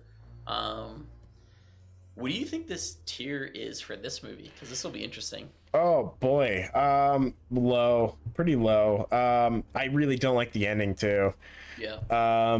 Like it's such a cheap way to end it. Just like Sexy. that slow motion like scene where he's like the man in the mask or man in the hat is shooting up the jail and then blows it up to like it doesn't even show an explosion. It's just like orange lights and smoke in order to get away with that. It's more of the man in the black again, which Hate it. is so stupid. It doesn't explain it. It's clearly setting up for another money-making sequel, which nobody gives a fuck about. And it took a while for him to make that next one because I don't think this one is well received at all. No, I think people were already buying into like the bullshit that they were feeding, and they didn't care because they were just on that moneymaker of like it's Michael Myers. I'm sure Friday 13th, Nightmare on Elm Street were doing their own thing, so they're just like, well, we just need another slasher. So. I honestly, I kind of want to put this thing at a D. I do too. I want to say, cause like Halloween 6, in my opinion, is just like probably on par as bad. Mm-hmm. But you know what? This is a D. I'm gonna agree this is a D because we'll save it for Halloween 6 when we go into that. All right, sounds good. Mm-hmm. We'll put this puppy at a D. Would love to hear, Davis, your opinion on this. If you have, Davis? yeah, The best opinion for sure. yeah, would love Bonjour. If you, although I don't think Bonjour you've seen this one. I think you've only seen Halloween 3, but I'd love to get your opinion on that. D sounds good. All right, everybody. Boom. It's at D. Yes. All right. So let's talk about 6. Yeah, let's do it. Switch Let's the first tape. off declare that there's a theatrical cut and a producer's cut. Yes. Two are radically different. They have different endings, different like sort of conclusion scenes of what's happening with Michael. I personally like the theatrical cut better, and I'll Same. explain what the cuts are. We watched the producer's cut this year, me and Davis, and it's so nice. fucking bad. Yeah. Yeah, oh nice is so fucking bad. But the main omissions between the theatrical and the producer's cut is in the producer's cut, Jamie, who is Danielle Harris's character, is a teenager and she has a baby, and in the producer's cut, it's basically hinted to that like Michael had an inbred baby with her because of a cult, which to me is like, oh fuck, what's the? It's pretty point? rough. Like, it's pretty rough. It's like oof, and then the theatrical cut just says that Jamie has a baby, which is like, okay, I like that a bit more. Producer's cut also has an ending where they stop Michael Myers by Paul Rudd puts down like I think like 20 rocks to make a circle, and Michael walks in the circle, but since it forms the rune, Michael is now powerless, so you defeat the all-powerful Michael by him walking into a stone circle. That's rough. Oh, terrible, rough. And then in the theatrical cut, Paul Rudd beats Michael to death with a pipe, which is still pretty rough too. It's rough. I mean, one's like 80 grit sandpaper and the other's like 40 grit sandpaper, you know? Oh, Both are very rough. And that's why it's like I hesitated. It is like part 5 a C over a D because like a very low C because Halloween 6, in my opinion, just fucking sucks. I don't mind the characters, I guess. It's just like it's so goddamn messy, especially with the Thorn like cult thing going on. It just the cult sucks. The cult adds nothing to it. But what do you think, Ed? Oh boy, I agree. All the Thorn stuff. Does it make a little more sense in terms of visual and story cohesion? Like going with the Thorn cut, yes, but it isn't necessarily a stronger movie. Like, it makes more sense with what they shot. But yeah, I agree with Davis there. Thorn was a bad idea. I thought this was more competently made than the previous installment. Like, it was made by like a lot of talent. Like, there was a lot of good like colors. Like, the cinematography is just that. Like, they gave a shit a little more about this one, especially in terms of the production value. Like, I think it was a swing and a miss, in my opinion. Swing and a miss for sure. Now the locations are well shot in my opinion, like with the season in mind. I think Haddonfield looks great in this. The first establishing shot of the neighborhood had great autumn imagery, a lot better than the last one in terms of that. Leaves blowing in the wind, trees bare. It doesn't feel like a cheap or a low effort, which is nice, because I think the fourth and the fifth one really like felt cheap, which was kind of rough. Yeah, it feels better than like 5 for sure. It just, it's like written plot fucking sucks. It looks kind of nice though to look at for sure.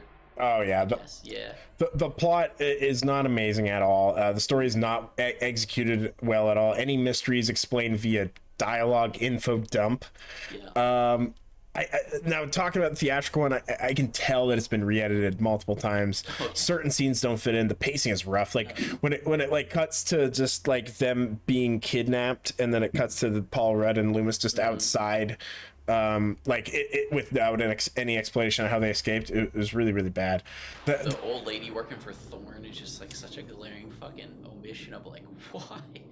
It's so bad. Like the granny, she's telling a story of something, and then it's just like comes down like she's holding hostage on someone, and she's just like, oh, you're working for Thorn.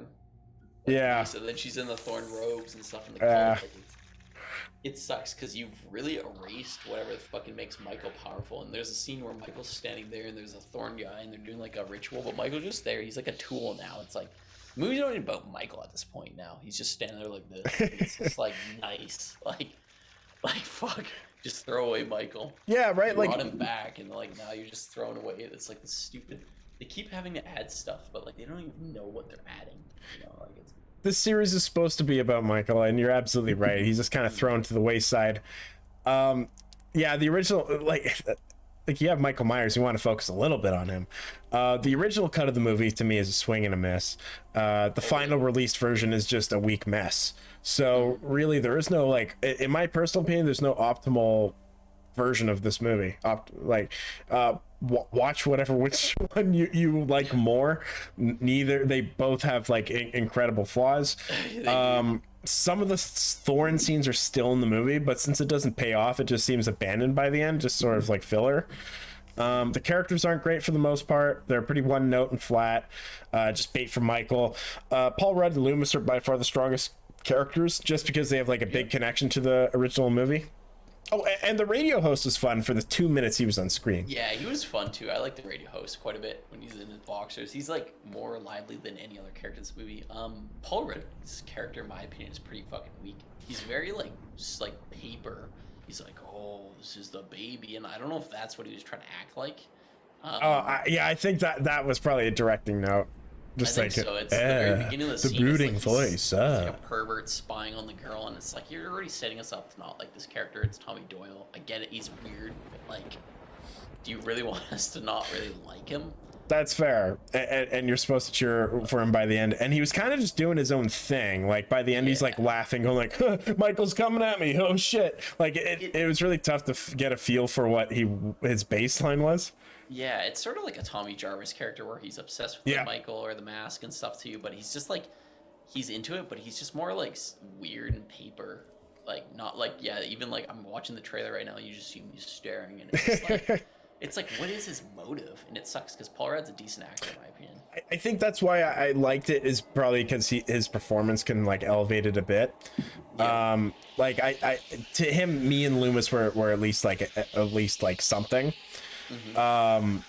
But yeah, no, I mean there are no like, let's say, good characters in this movie. Right, like I don't know, and the ending and stuff too. Hey, what do you want to give Halloween 6? What would you rank it on the tier list? Oh boy, geez. Well, I have a fair amount to say about this movie, but absolutely, when talking about this movie though, for me, I want to give it a C, just because it's a better effort from the last one, like a swing and a miss the plot wise, and I think it's a real mess. But I think that is due to them taking a risk. I think they really tried to do something new with the Thorn thing. It sounds like the director was given kind of like sound like he was passionate, or the writer at least, that wanted to come up with something that explained this all and was inspired to do it. Unlike the last filmmaker, or even the fourth one, they just didn't seem at least even inspired to swing and a miss. So It just feels like they did paint by numbers for sure, just like what other slashers were doing at the time. Yeah, you know, I just I don't like this. I think it's a shitty ending to the Jamie Lloyd saga. Like the Thorn saga for sure. Yeah. Like, it feels like it's doing a bit more than the other movies did. 4 was pretty nice. But Yeah. like 5 fucking sucked. 6 feels like it's trying to do a bit more than 5. To me, I'm so tied up over like a C and a D. That's fair. It is like better. Like I was gonna say, like I keep harking back to this, like the spectrum of the movies. Like we need to like have like, you know, it's better than 5, but it's not better than this movie, and it's like it's a C. But I have some other movies I want to rank more of a C than like I'd say Halloween Part 6. I'd put it at like a really high D. That's fair. But I can say I can settle for C, I guess, too. It's just its plot fucking like hurts. It sucks so much. That's fair. I'd say it's a D. I guess I'll go with a D, but I gotta ask like D Dog Davis. What do you Sure, think? Davis, come on You're the come on in. tiebreaker. Because like I think Ed, you're a D too, right? Or no, you're a C. You're a C. I would go C. Hey Cody, you're back for a bit. Have you guys what's up, ranked Cody? Halloween 3, and what do you think of it? Yeah, we did. It is at Nice. S tier. Yeah, Tyler and Davis were pushing hard for S tier. It's such a original movie. I really fucking love it. I feel like a lot of the Halloween movies are fun to see Michael Myers, but like Halloween 3 really does have like some nice like originality to it, and it holds the same torch as like Halloween 1. It's not as good as Halloween 1, but it's still like a nice original movie. So I think it's a great standalone movie for sure. Right, like I feel it's a bit more of an A, but I loved the production values. I think it was similar, tighter production. The first 3 DP'd by Dean Cundy. I think those all have a very nice visual aesthetic. He went on to greener pastures doing Back to the Future and sorts like that. So I think it was a tight production. So I'm a fan of it. Big fan of it. Definitely not someone that's coming down on it just because it don't got no Mikey Myers in it. No, I'm fine with it. It's good. The biggest thing, like I said, going for it was like that it was in the Halloween series. It should have just been called Season of the Witch. It's its own movie, you know, like Halloween is its own movie, right? But I totally agree. That's fair. Bonjois, no doubt S tier. Shamrock no, will never die. Hell yeah. And then Davis goes back to Halloween 6 and says he agrees. He thinks he's going with a low C. That's fair. You don't think it should have been a Halloween movie though, Cody says, for 3? I agree with that. I totally agree too. Yeah. Like it plagues that, but like I mean, John Carpenter's vision was to have Halloween be a mini series of different stories, and it didn't translate well because maybe some slashers were happening at the time too, and people want to see more Michael Myers, right? But it definitely plagues from that. But like seeing it now and it's aged well, like it has a huge fan base for what it is. So I totally agree. Yeah. And Noah says S tier too. Nice. You got mostly S tier here. Yeah. But Halloween 6, I think it's a C. I'll give it a C for sure. Okay, yeah, absolutely. Was Right. teetering. Davis definitely is like the tiebreaker. But yeah, like it's better than 5 for sure. I'm Right. happy with that. Again, though, Michael drives a lot in this movie. I don't like Michael driving. It's so silly for me to picture him like changing gears, braking at It's stop sad that, signs, like red Michael lights. Myers is just like a laughable joke in these movies where he's the side character. He's a tool of a cult, and a cult that nobody gives a fuck about or asks for. Yeah, right. You know? So it's like there he is standing there. It's just like, oh my god, you asked for Michael back, and then you don't even give him like a nice like introduction. So true. Halloween is a C tier in my opinion. I wish this was made maybe a year later because I think it would have been then made after Scream had come out, and slashers need to be spice it up a bit. So I feel like there would have been pressure to make the script a little more hip, a little more meta. This is sort of like the end of a breed. No ironic twist or really additions. This is just like an 80s slasher formula trying to survive in the 90s. So true. And I feel like H2O is a very harking back to Scream. It's pretty self-aware. Yeah. But like Halloween 6, I don't know if it was made before Scream was or whatever, like, or it was close to that like filming date, but it's definitely not like what the time period of the slashes were at that point. So. And Cody says agrees Michael should not drive. All right. Yeah, I think Cody, it's cheers to that, weird, man. right? Let's not Oh yeah. drive. Cheers, Cody. Oh. Don't let him in that car in Halloween Part 5 where he's chasing down Jamie and he's going like 10 miles an hour. Like, fuck that. It's better driver than Matthew Broderick. At least he didn't kill anybody. Yeah, right. He never kills a single person behind the wheel. No, he's safety. He's all about like he's a driving instructor in his He's, spare like, time. Intimidating behind the wheel. So, cheers, boys. Hey, cheers. Yeah, put that at C and let's go on to Halloween Part 7, aka H2O. All right. Yeah, sounds good. Yeah, because like you were saying, Scream just came out, so like H2O just came out too, and we have a lot to say about this movie. I think I'm gonna let you take the lead too. Sounds good. Like Jamie Lee Curtis was a huge driving factor on this movie too, and it's pretty interesting. I agree, right? Like Laurie Strode's back, which is great. This is less of a horror film and more of a suspense thriller. Myers seems more like a crazy ex that's hell-bent on revenge more than an unstoppable killer in this one. Steve Miner directing. He directed Friday the 13th Part 2 and Lake Placid, Friday the 13th Part 3 as well.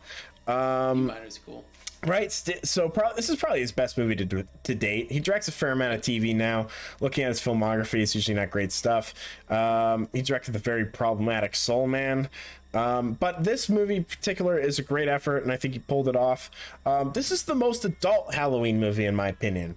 Not too many slasher movies would focus on the relationship between an older couple. Some of the best scenes are between Jamie Lee Curtis and Adam Arkin, like usually out of place in a horror movie, but the relationship I think elevates this world. I think it's a breath of fresh air to see a dynamic like that in a horror movie as well. Makes me more invested in the characters for sure. This movie's story is much less complicated than the previous. It's been 20 years and Michael Myers is back and tracks down Laurie Strode. She's in the witness protection program, but the nurse of the now dead Loomis had her address in her home office. Myers kills the nurse and gets the address and does a cross-country road trip before trying to kill Laurie once and for all. Cody comes in saying, any thoughts on the new Scream? I saw the trailer. The trailer looks fucking awesome. I feel like the new Scream's going to do justice to the Scream series. The Scream series is very, very solid in my opinion. I agree. Like, I was looking at horror movie series that like are still solid. And like a lot of like what series, and honestly, Ed, do you think are very solid and don't have a couple misses? Like Friday the 13th has a couple misses. Nightmare on Elm Street, Halloween for sure has a couple misses. What series are all solid? Like I'd say the Evil Dead series are very fucking solid. Yeah. Scream series are very fucking solid. I don't know about the Child's Play series. They have some misses. Yeah, sure. they definitely do. But what do you think? I agree with you on the Scream. I talked about it a couple weeks ago. That exact same point. 100%. I agree with that. I think Scream is probably the most clever, and does not, other than 3, I think I enjoy them all. Like 3 isn't even like bad. It's just like not as like solid as the other ones, and the solid That's exactly what it is. It's not that solid, but it's still solid. Yeah, right. Like there's still like the best in town for it. They usually come in and shake it up a bit. I think 3 didn't need to shake up anything at the time, just because the first 2 already did. So 3 just kind of existed to exist. Oh man, I'm gonna derail the stream right now, but a movie I watched last night for the first time ever. Have you heard of a movie called Event Horizon? Oh yeah, with Sam Neill, absolutely. Fuck, so good, man. Paul W.S. Anderson. Exactly, and that guy has directed some bullshit movies. Oh man, was that ever such a good movie? I'm a huge fan of the Dead Space series, the video game series, and like apparently that drew a lot of inspiration for that. So I got the Blu-ray. because it got released on one of my boutique lines, and I watched it, and holy shit, what a fucking great concept. It's so sad too, because there was a producer's cut that was like 4 hours long or something stupid, and they run it through test audiences, and it was too gory, too long, so they made Paul like cut it. So the original cut was stored in like a Transylvania salt mine, and then they went to go get the scanning elements to put on this new Blu-ray, and the elements were like completely destroyed because of the salt mine. Oh, that sucks. But it's such an amazing concept. I really wish we could have seen the original one, and it flushes out the characters so much more than you even know. What a great movie. What a great concept. I think that's so fucking great that it's not like going to another portal. It's just like a ship has traveled to hell. Like, Yeah. How fucking cool is that? I agree, and some real spooky pop-ups, some effective scares from Sam Neill. Big turn. I remember that standing he's out to me when I was a great kid. actor, man. That was. I never saw that. I never heard of this movie until it got released on my line, and I was like, "What is this?" And everyone like speaks highly of it. I know it got really shitty reviews too. Oh yeah, It does have fairly. some glaring faults for sure, which sucks because I think it's a part of like the cutting and stuff that they had to do. But holy shit, what a great movie! Oh, when Sam Neill flips up that visor at the end, and he's got all the marks on his face. Right. Oh, freaky as fuck. Yeah, when he goes into the full hell mode and stuff like that too, and it's such a great space movie. I fucking think how Alien's a grail, and I love Alien, but like to me, like this concept was so fun that as bad as it sounds, I'd rather watch a bit of this concept than Alien, because I know Alien's like the Alien concept, everything's done amazing in that movie, but I'd rather sit there and think like, oh shit, they like this ship has like seen hell, and I knew it a bit going in before it, and I was just so sucked into that movie last night. But yeah, exactly what Cody was saying. Event Horizon is great. Oh, Event yeah. Horizon should be made a remake. They should have a really, like that movie could be a really fucking good remake if they really like, you know how you have it, you have like all these remakes coming out right now. I think you could really do Event Horizon justice for sure. Oh, I would love to see that. Right? Oh, I mean, it is a hot take. The Alien Event Horizon. Oh yeah, that's fair. He was calling me out. Hey, I need someone I mean, to call if me. we're comparing like let's say Alien Resurrection to Event Horizon, that's totally fair. Yeah, Cody is a big fan of Event Horizon as well. Oh, yeah. Cody also asked, do you think they're going to go meta? Wes Craven's new Nightmare is the king of that in regards to the Scream, the newest So Scream. true. Good point, Cody. I love me some new Nightmare. New Nightmare, I ranked. Nightmare is the most meta. I like that movie too. I agree, right? I ranked it pretty damn high on my Nightmare on Elm Street tier list a few weeks ago. I think that was an A. I think I put that as an A. Totally. Right? I think that's strong. This one looked a little less meta. I'll be honest. It looks a little more serious in tone. Maybe it's because the stakes are raised. I think they're gonna kill Dewey. It'd be interesting. Right? We definitely need more meta. Yeah, I think like New Nightmare is great with that. I think Scream might go a bit meta too. It's definitely like in like the now with like the texting and stuff too. It'll be interesting to see with the new Scream. I'm excited. I think it's gonna hold it justice. But when they remade Poltergeist, that was fucking terrible when they were trying to include like nowadays technology, and they have the kid flying a drone and shit, and that sucked. But I feel like Scream's gonna do justice. I really do. I have like a good feeling at least. Yeah, I don't know. But anyways, back to what are we doing? 7? Yeah, we're doing H2O. Oh yeah. Yeah. For my opinion on it, like I like H2O a lot. I think it revitalized the series. It came out right after Scream. I care for the characters. I think the Jamie Lee Curtis arc is very realistic. I think it could have went a bit more. Like I do like the 2018 arc. I feel like 2018 is more fleshed out.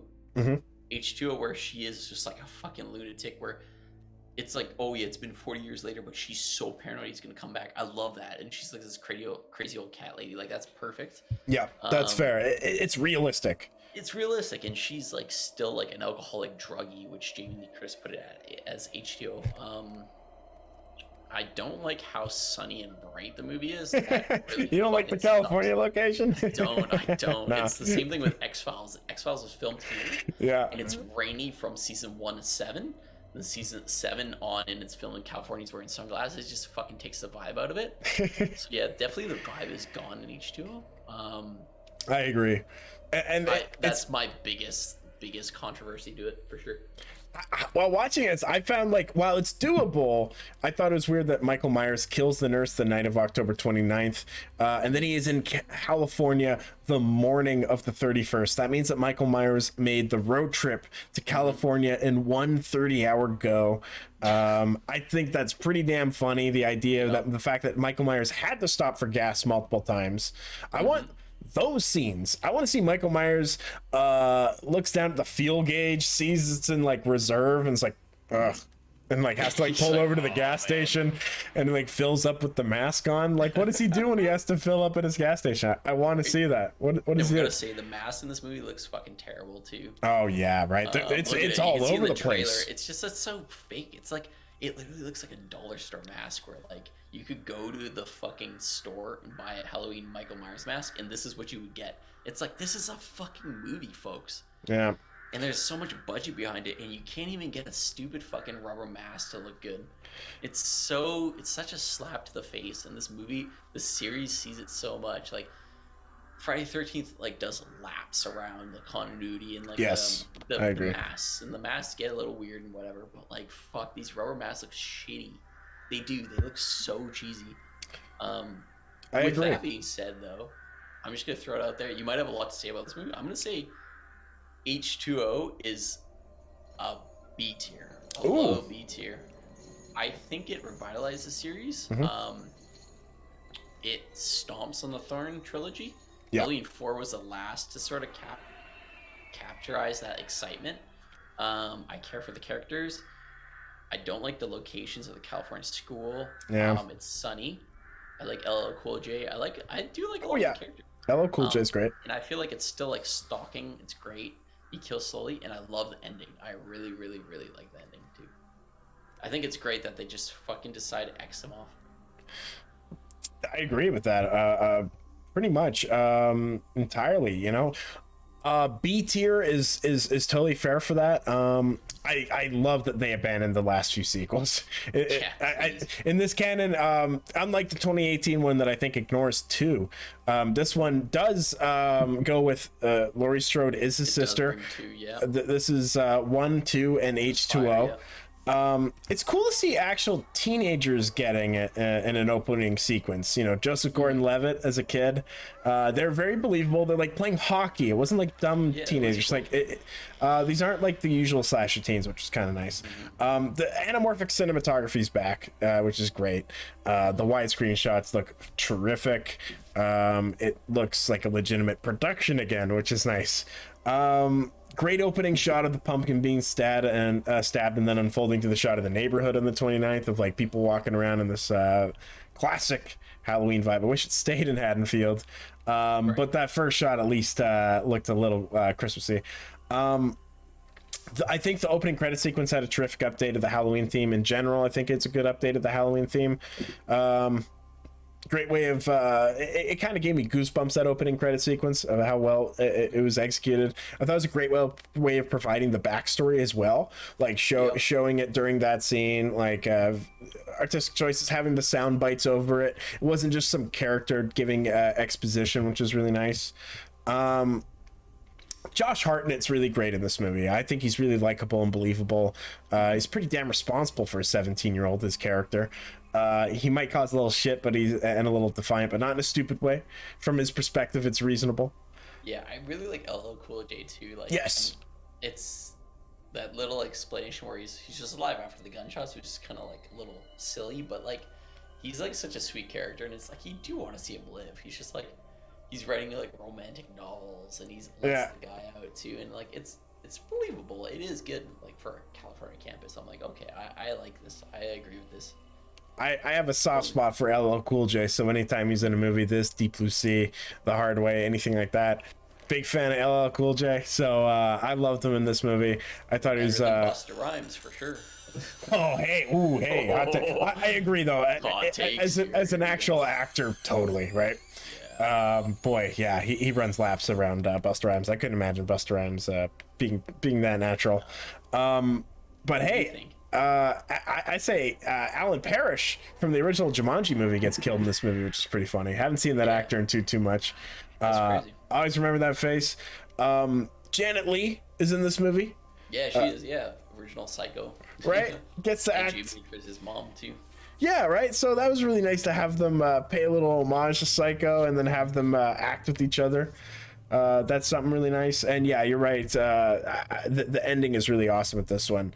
And I think like fan service is going to plague these series a bit. That's Yeah. like a tiny bit of fan service, which isn't plaguing in this movie, but especially in the newer ones, especially Halloween Kills, we're gonna get too much fan service plaguing the plot. And it's just gonna bring it down, in my opinion, where it's like it's not original. It's just like, here we go. Like I like to say, Halloween Kills is Halloween All Stars. You got fucking like 17 characters from all the series. You're like, especially like the beginning when they're like in that like The bar? and they're like, this is It's like 6 of them in there.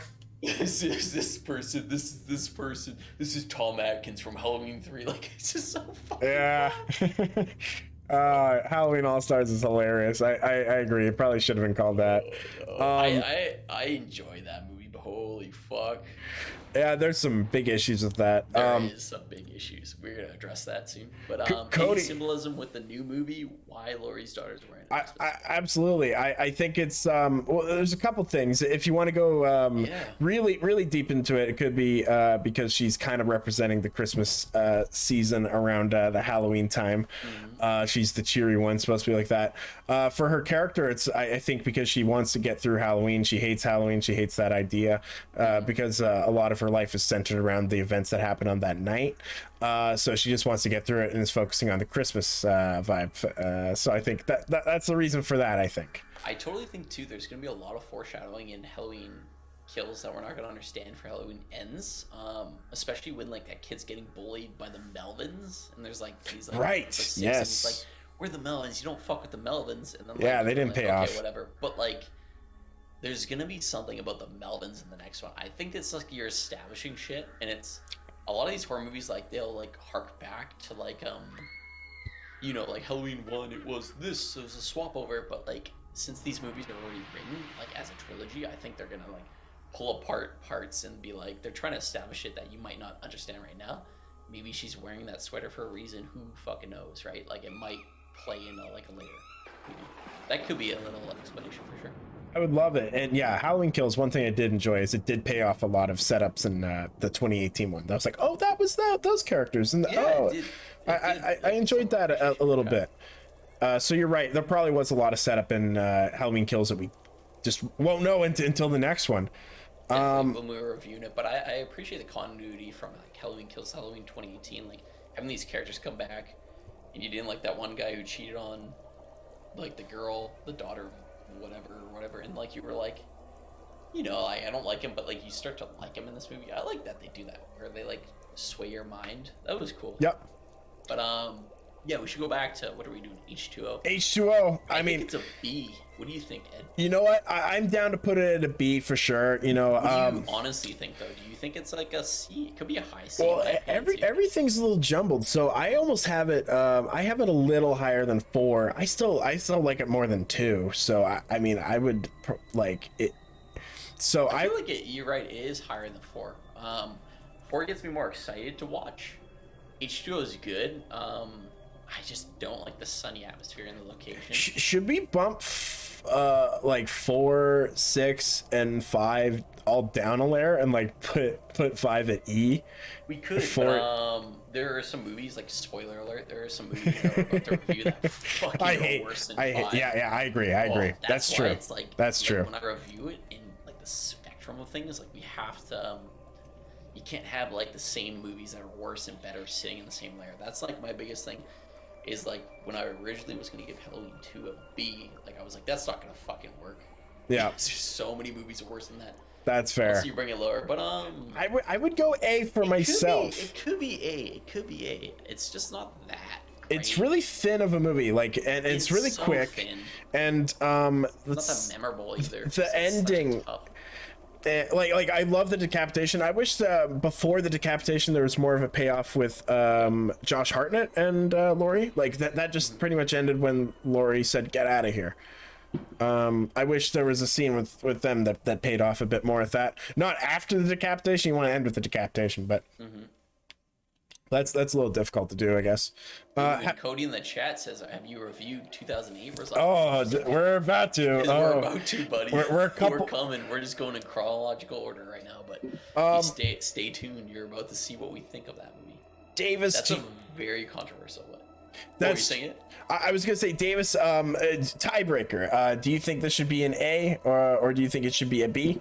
Yeah, and Cody, what do you think too? Do you think it should be an A? Should be a B too? Would love to get the perspectives on this to help. Yeah, it's like it could be a low A. Like that's a really good point. It doesn't fuck up a lot, which I like. Like it doesn't do anything new, but it doesn't fuck up. The Michael is like kind of like generic. Yeah. Oh god, that original mask. Oh my god. The ending's great. I really, really, really appreciate the ending. Oh, which one you dropped? We're H2O, Halloween H2O. I think it's kind of an A, better than 4. Same level as 2 in my opinion. Too many jump scare scenes here. Oh fuck. Oh man. Davis, what are you doing to me? That's awesome. All right. Yeah, your house is on fire. One sec. Davis, oh yeah, man. Oh yeah, Cody, deal with your house on fire. Holy shit, are you okay? What the fuck? Cody, if you don't come back, we'll figure that out. Yeah, man. Definitely take care of that for sure. I hope you're good, man. Yeah, if you're unsafe, let us know. I'm not sure where you live, but if Cody doesn't come back in the chat, we'll have to do some tracing or something. Oh boy. Shit. Oh, Noah's here. Noah's still kicking around for the long Oh, haul. Noah. So happy to see him. This is great. So happy to see you, Noah. Let's put it at B then, because I mean clearly D. Oh my god. Is that Smiley or is that I'm back. I don't know where it went. Love you, Noah. You don't know where the fire went. Oh, sometimes it slicks back like backdraft. H2O awesome. Is getting a B. Boy. Yeah, I feel like it's a B tier. It does do leaps for the series. It brought it back. I like that. I've been here the whole time. Too many shrooms. Oh, man, absolutely. You can get some good shrooms. My old weed supplier. I have a new local grower. Used to sell shrooms. The fire never existed. Let's move on. Give a little intro to the. Oh sure. Hey, you know what? Resurrection. Maybe we'll take a couple-minute break.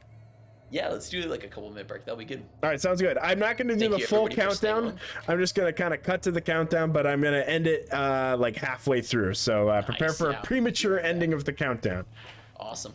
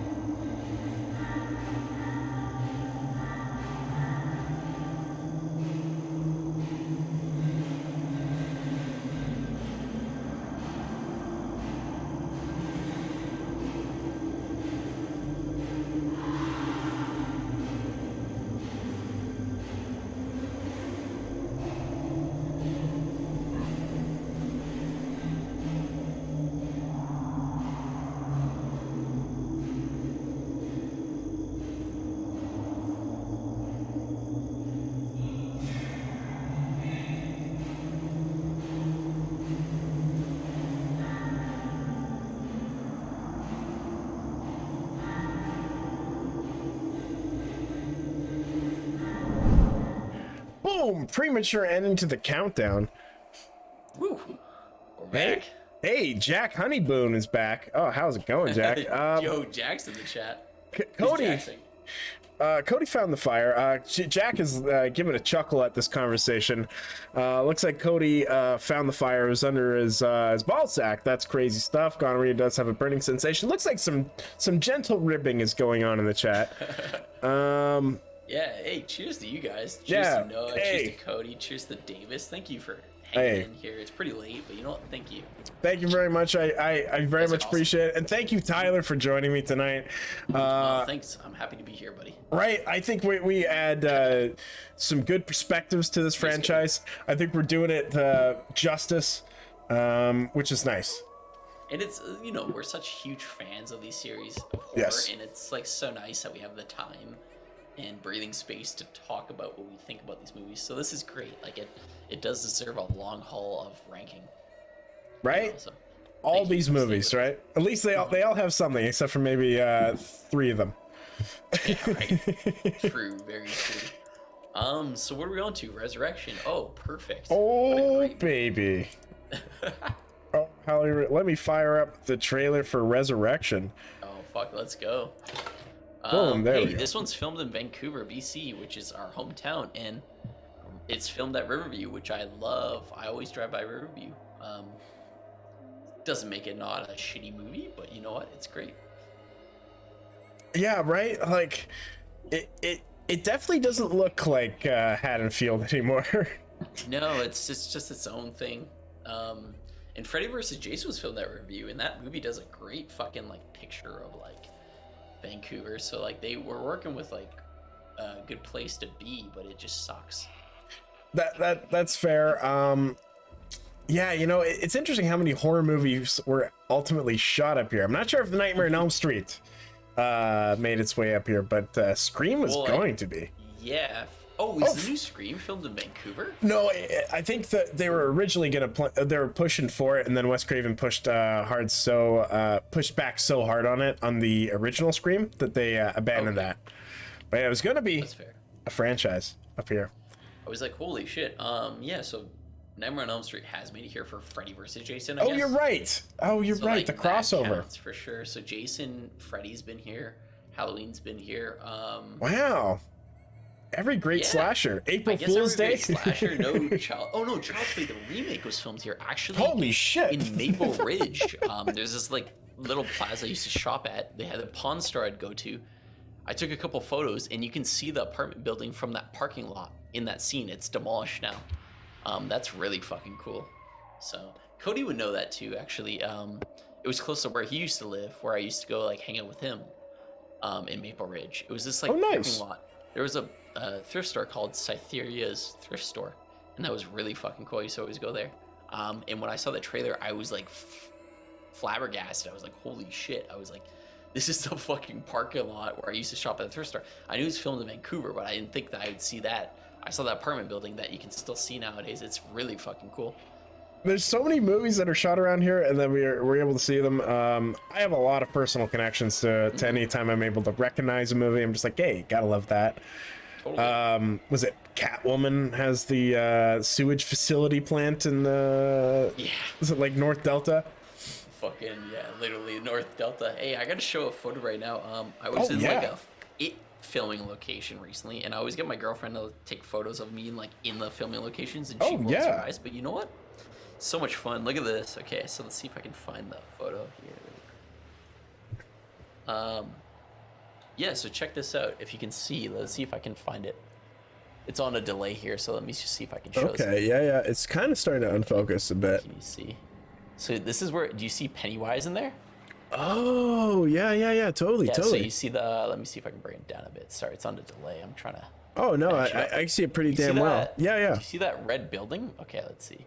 Here, you see that red building on the bottom picture? Yeah. Yeah, so that is the Burnaby Village Museum, which I went to recently for Halloween Horror Nights. And let's see if I can find the photo too. That's really cool. Yeah, Gotta you can love see me it. like standing there, right where Pennywise was standing too, because I'm such a nerd for like, oh my god, let me zoom past all these things too. I'm such a nerd for filming locations too, and like Vancouver does have so many filming locations. But let's see if I can find. Now is that the original 1990 it? Yes, that is 1999. Oh shit, I don't think I have this photo. Let's see if I can find it. Yeah, I don't think I have the photo, but yeah, that was the 1990 filming location. I was standing right there. I was like, let me stand here. You take the photo, line it up, and she's just like, oh my fucking god. And I was like, okay, like, just like take it. So she took it, like, bless you, I love you, babe. Shout out to Tyler's girlfriend for taking that photo. Kaylee. Thank you for taking that photo. But yeah, like I'm such a nerd for all that. I have a video of all the It filming locations. Where I'm super awkward and Parker films it and it looks so great, but I'm just there like, this is where it was standing. I've heard of this. I've heard of this existing. You know, I want to see it. I could send it to you. I have not uploaded it anywhere. I could send it to you to review on your like podcast. That'd be so much fun. Oh, I would love it. At, like literally anytime. I'd be so down for that because it was mentioned a few times that I wanted to do a Stephen King segment, but I held off because I wanted to do it with you. So that might happen some other time. That might we might do that in November. I think Stephen King has an appeal outside of just the Halloween season in general. But yeah, I would love to do that and maybe play that when we do that. That'd be a blast, man. It's upcoming, folks. One day we're gonna do this. Don't worry, it's coming in the folks, and you'll see the alleged filming locations. It's in I'm just like standing there like this, like this is where John Ritter drives his car. Like, I love John Ritter too. I think my dad met John Ritter. John Ritter on a plane. Yeah, apparently he was total sweetie. He is. Like definitely like the 8 Simple Rules. My sister grew up watching that show, and John Ritter's a fucking great in that show. So like definitely. Thumbs up. Rip John. Taken too soon. Taken way too soon for sure. Oh yeah, right. That's tragic. Cody in the chat says we gotta have a night where I meet your girlfriend. Hell yeah, dude. Cody, come on over. We can watch some movies and shit like that. Kaylee's awesome. She's such a sweetie. So we'll maybe do like we want to do like one of those like Halloween like crazy like haunted house things. And if you want to come out, dude, you totally could. We could definitely like plan that out, and we could do like I think the Gildam's doing some bullshit haunted house thing where it's spooky, but it's so much fun. So we definitely want to do that before Halloween's over. Oh shit! Definitely, man. Let me know. Yeah. That sounds like the thing to do. Hell yeah. Cody's down. Hey, making plans, bringing people closer. That's what this podcast and this show is all about. Cheers to you, buddy. Oh, cheers, everyone. Oh yeah. Hell yeah. So anyways, let's move on to Resurrection. Fuck. This is directed by the person that did part 2, which is crazy because right? like what the fuck. There's so much wrong going for this. I get that it's trying to be like the Blair Witch, the last broadcast. It's trying to capitalize on that like horror, like the found footage. Found footage, yeah, it was really huge in this. So like Blair Witch blew that up. But goddamn, dude, the characters fucking suck. Does Michael suck? It's like such a stupid, zany, crappy plot. It's the same thing at Plagues from like, do they take this seriously? Like they don't in 4, 5, and 6, and that is like the biggest disregard in this movie. They just don't fucking care. LL Cool, or no, sorry, not LL Cool J. Busta Rhymes' character fucking sucks in this. It's such a slap in the face of like the final scene where he's like kung fu fighting Michael, and then he beats him, and he's like, "Trick or treat, motherfucker!" And then he goes, "Hey, Mikey, happy fucking Halloween!" And he walks out, and it's just like this was like the last breath note that we got besides the Rob Zombie in the 2018 movies. And it's just like, fuck, man, such garbage. Jamie Lee Curtis has a funny story where she got suckered into filming this one so she could have the ending in H2O, because she originally wanted to kill fucking Michael Myers, and they wouldn't allow it because Mustad Aka had a contract that said Michael can't die. So they made it where she agreed to terms that she would be in Resurrection if Michael died, or an unmasked person died in H2O, and you see it as Michael in that movie, but in the next movie you see it that it was just a random person that Michael swapped with, and that she gets killed instantly in Resurrection, and she wanted to get killed instantly too. So it's just like she sacrificed herself for H2O's ending to make this fucking shitty movie. This is already a shitty movie. It's okay to watch. It's kind of fun. But dear God, is it a bad movie? It's definitely a fucking E tier. I'm going to put my foot down and say it's an E tier right now. What do you think, Ed? Yeah, I agree. I think it's E tier for sure. You're off that one. Yeah, right. I was just like, no, I loved it, man. It was best. No, no, not at all. I bet the filmmakers thought it was real clever. The whole computer age twist with the formula. They lean so heavy into the gimmick. Like every few minutes, there's like a low res POV from a webcam. It's like, okay. Yeah, Jamie Lee Curtis did not want to do this. No, she did not. The production is tight. The production design is top notch. The cinematography is good for the most part. Its scope is really limited though. Just taking place in one location. The story is not strong. The dialogue's bad. The characters are thin. They only serve the story. Nothing is organic. It's not original. The first scene with Laurie Strode in the asylum, while it's rough that they retcon the previous ending, and it goes somewhere I don't like, it is still the best overall part of the movie. It at least still feels like something connected to Halloween, instead of like a kill her off, and like it's a nice send off. It's just like she's dead. I didn't like the kiss. Did not like the kiss. Dude. That was weird. That was fucking weird. Like the rest of the movie kind of feels like an MTV reality show knockoff. Laurie Strode is killed off in the first 15 minutes. After that, they barely have a reason to justify a plot. But that doesn't stop them from trying.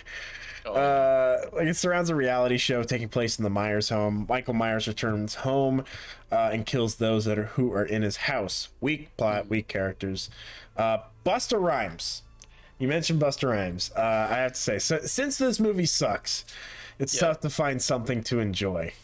One thing that was not tough to enjoy was Busta Rhymes. He's fun. He's fun, like in like a comical aspect, for sure. Right, he like kung fu kicks like Michael and like his, like trademark lines and shit. Once it's all out the window, once it's like, okay, this movie sucks. It's not even like a Halloween movie or anything like that. Like at that point, it's just like looking for anything. Like, come on, anything. At least I like his like commitment and like his scene with Sarah was like such horseshit. It was like it was just filler. It was awful. It was just to get more of the character. And Tyra Banks. The power couple of like, what the fuck is this? Oh boy, it's fun. It's too much. Like they're trying to pack every reference into like a modern day movie like that. And I'm sure like Resurrection was like what 2004 or 6 or something, where it's like that is the modern day references. You got Busta Rhymes is popular, Tyra Banks. Found footage. It's just like it feels too much like a scary movie of like the Halloween series. But whatever. Michael takes another back seat. He's just like that scene where like he's stalking, he's trying to scare people, Busta Rhymes, and you get a fucking Michael Busta Rhymes, and he's just like, Michael, he yells at him. He's like smacking him. He's like, what are you doing, buddy? He's like, I gotta say, piss out of my joke, and it's just like, it makes Myers look really weak. It does. It's the same with Halloween 6. Like you're putting Michael in the back seat. You know, you don't want Michael to drive the car, but let him drive the fucking car a little bit in these fucking movies. Like he's such especially the way they ended it, it's such a pathetic slap in the face to the Michael character. It's just like, what the fuck are you doing, man? You don't care. Friday the 13th really had such a better, stronger, more respectable series. Even Halloween or Friday the 13th, Jason Takes Manhattan is more like, you have some scenes where you fucking like fear Jason. And he's powerful, and like in like this movie, you fucking don't. In Resurrection, just Michael, like he's like Busta Rhymes is stalking, and like he's hanging out behind him. It's just like, calm the fuck on, dude. Yeah, it's so bad. I agree. There's no logical consistency in this movie, really, which kind of sucks. Totally. Even like Michael Myers' position in the house at any given point just like teleports from like one creepy corner to another without any explanation. Like he goes from like that, like the Myers house has like catacombs. That's the best way I can describe it. It's like just these fucking tunnels underneath that like go on. I like, that's insane to me. but he goes from the catacombs to like a corner in a room, like a couple scenes, like, and there's no way he'd be able to hoof it within that like 1 minute span. So I'm sure there was like consistency in maybe the original script and maybe while shooting, but with like reshoots and editing, it's a jumbled mess now. Right, and I think like Halloween 5 suffers from that, where like Michael's transporting from like his Myers house to like the fucking party house and the farm. Like he's literally warping in like a matter of like, why he was just in this car and now he's out of the car. Like it's like he was in the van, now he's out of the van. Like what is like, explain how the fuck he got here. I get he can like sort of disappear a bit, but like Jesus. It's so bad and jumbled. I agree. Rick Rosenthal, who brought you Halloween 2, brings you one of the worst ones. Right, and Resurrection is such an easy E tier. It's such an easy E tier. For sure. Fuck that movie. Let's do it. I'm sorry. Boom. Easy. I don't mind watching it, but holy shit. And just like I think we said all about Busta Rhymes. He's just kung fu fighting. So embarrassing. Well, I will say, if you're gonna say one scene in this movie, I would recommend the Busta Rhymes walking into Michael Myers, like the 2 Michael Myers scenes, just to see the insanity that unfolds. Cody says, what about Rob Zombie? Oh, hey, we're about to talk about it right now. Here we go. We're going right in, Cody. Oh yeah, we're talking zombie. Because I know there's 2 audiences for this movie. There's people who actually, especially now, have really appreciated it. I think we're gonna be the latter audience. Me and Ed, I can sense this. It's just not. I apologize to anyone that's a big fan of this. Yeah, it's not even our. It's not even our, like. I'm trying to look at it like from a. It's not my personal taste. I'm gonna say it is. Yeah, and I want to review it as like from a good movie. And I get Rob's always trying to change the formula, but it's just not good. It's not necessary. It's not that I'm very put off by the brutality of it, which doesn't capture the original Halloween 1, but I'm not going to compare it to Halloween 1 unless if I'm ranking it. But like it's just like not that great. I when I rewatched it, I liked it when I saw it when I was younger in theaters, because I was like, wow, it's so brutal. I liked how cool it was, but it just doesn't hold up. Yeah. Totally. That's on. You're putting it gently. But I agree with you 100%. Yep. I'm about to spit some poison, and I apologize. You put it very eloquently. That's totally fair. I feel like I'm just gonna devolve into almost some insults in this movie. Right. And I apologize. Before you say that, like I see where the audience likes it, where they want to praise it for trying something new. At least like Rob Zombie had a different vision, and I'm not comparing it to Halloween 1, which the vision is fucking great. That's fair. We're just comparing it to like its own thing. Movie, is it effective? And is it just like, it doesn't, even if it doesn't put me off or whatever, it just doesn't work. The characters are just like fucking shitty. It's long. It's like the other Halloween movies are like 80 to 90 minutes. This is 2 hours. And the brutality doesn't work. It's not even like, I've seen movies where I've seen like brutal and it fucking works. Like, even like say like The Joker. It's not even a horror movie, but like the Joaquin Phoenix character is like, it has me intrigued. It's like I don't even want to rewatch it because it's so like, oof. Yeah. But like, holy fuck, is it effective? And Halloween is like, doesn't have that. It's just that brutality it does not have, where you feel for this character. Like I felt for Joker, and I'm like, holy fuck, I really sucked into this. I'm not sucked into Halloween 1 at all. I think Cody, I think he agrees with us. I agree with him. Too fucked up. It did not make a true Halloween movie. Totally, yeah. And Rob Zombie has some great movies like Devil's Rejects, House of a Thousand Corpses. Right. Fucking great movies. I agree. Yeah. And they're brutal, and like Devil's Rejects is brutal, but fuck, it's a good movie. It makes sense in its own world. It makes sense. And it's got some really cool characters, but Halloween did not have this.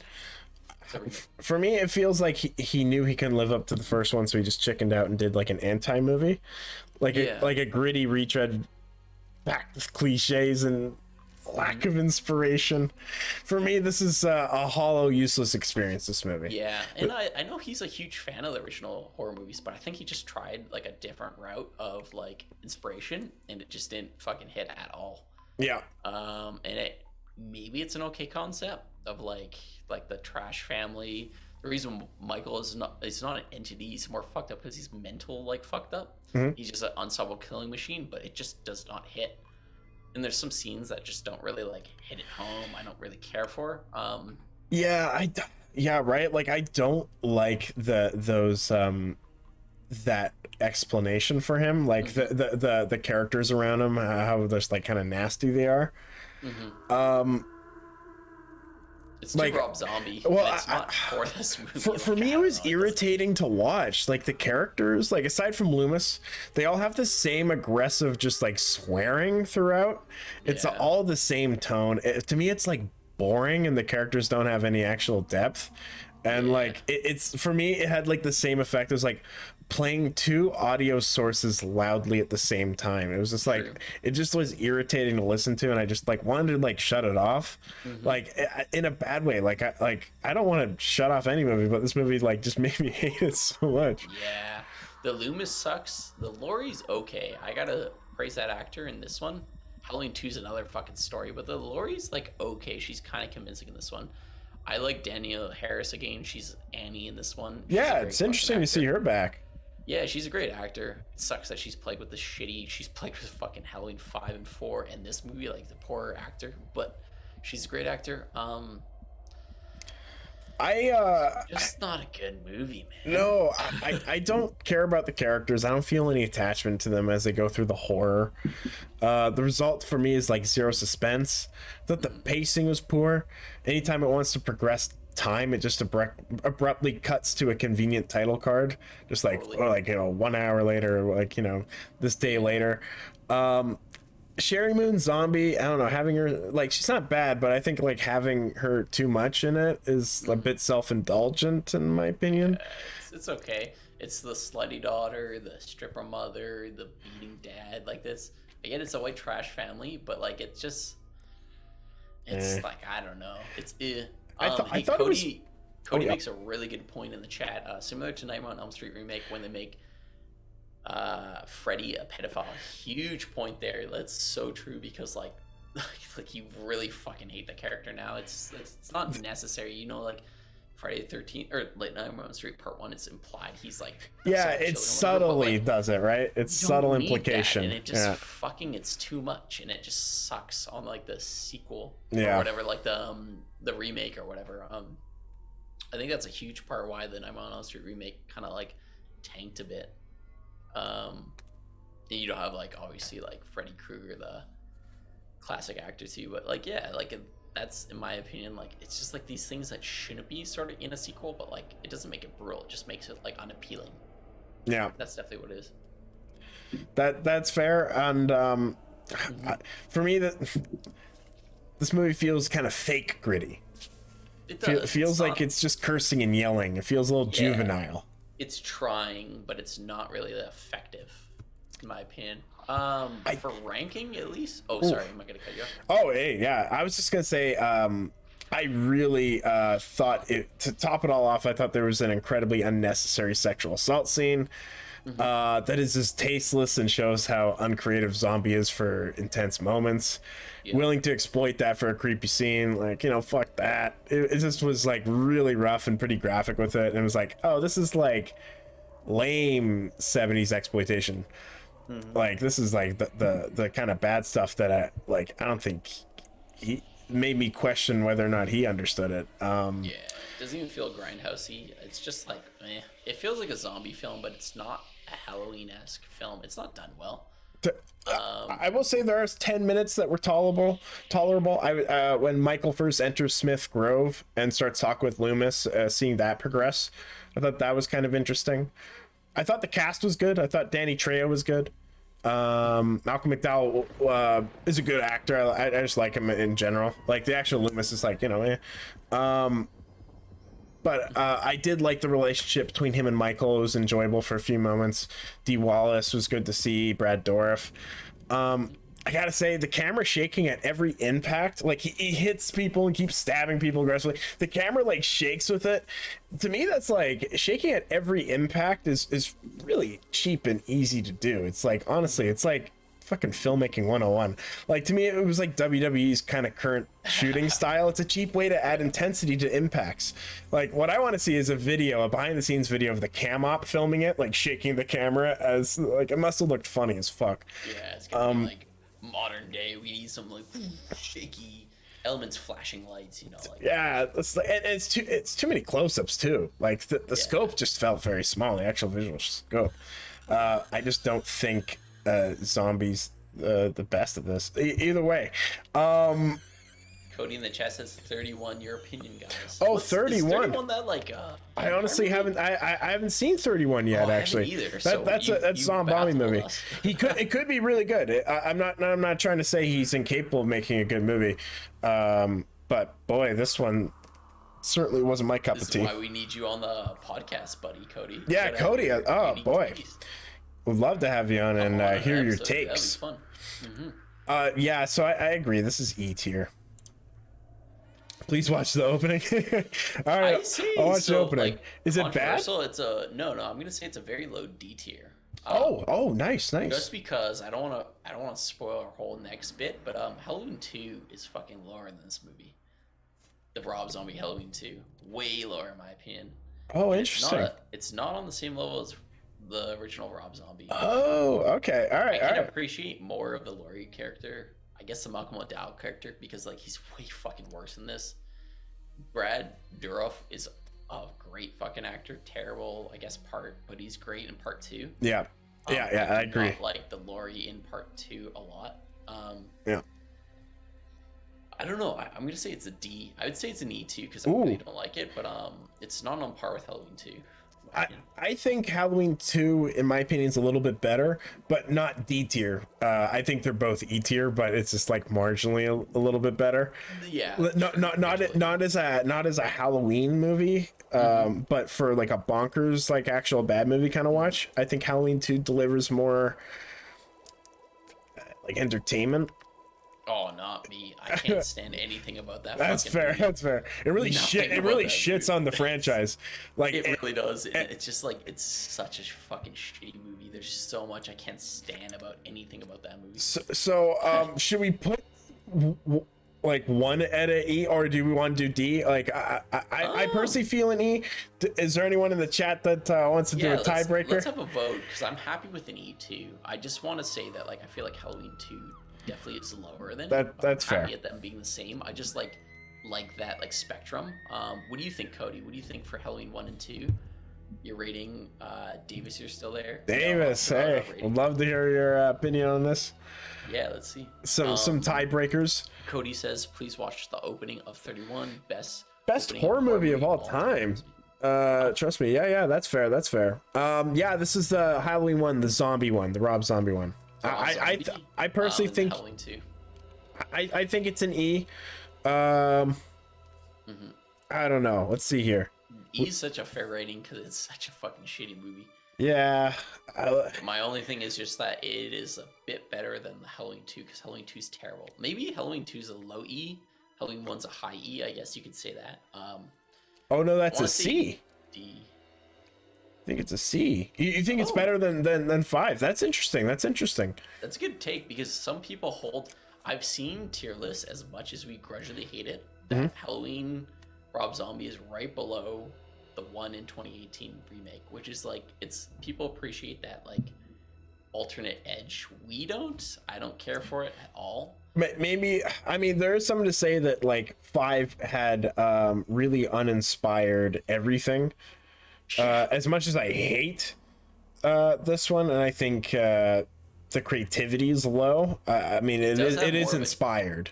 Yeah, it doesn't have more of a solid like vision in 5 because 5's all over the place, and as much as like everything doesn't like it's a hit and a miss on Halloween Part 1, it's still more of a solid vision than Halloween 5, as where it's all over the place. That's So, fair.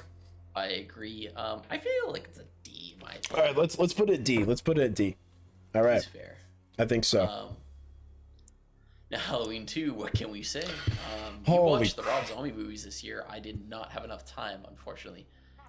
Oh, that's okay. I took I I still took don't a few remember how notes. much I hate these movies, but let's let you Ed take the torch here, buddy. Oh boy, so this is another waste of time movie. If the opening production credit said WWE Studios, I wouldn't have been surprised. I would have loved to see a dark comedy entirely focused on Loomis. Like like, when it focuses on Loomis, it's kind of like more silly, weird, like talk show circuit scenario. So I think if it was like a dark comedy with Loomis, it would have been pretty solid. So as a dark comedy, it's intriguing to me. It's almost a parody of the previous one. If it was like 2/3 of the length, again, it's way too fucking long. These movies need to cut their length. You can't be 2 hours. You just can't be. I'm sorry. Yeah. You can be 90 minutes. But if it was 2/3 the length, it would have been more bearable. You got Weird Al and Chris Hardwick in the same scene as like Loomis. So I mean, that's like a comedy, right? Like you just don't, like, that was clearly an intention, which is weird. Good practical effects. The gore is well done. Like I didn't enjoy it in this. Like I don't like watching the gore in this kind of thing just due to the intensity and due to the brutality. Like it's not the kind of effects that I like to see. But it is the actual work is top notch and really well done. Either way, like I felt like I didn't watch the right cut of the movie. Like, did I watch the director's cut of the previous one or the director's cut of this one? But Loomis isn't blind in this one. His eyes are fine. Like, aren't his eyes gouged out in the previous one? Like, did I fuck up and watch like like the director's cut or something like that?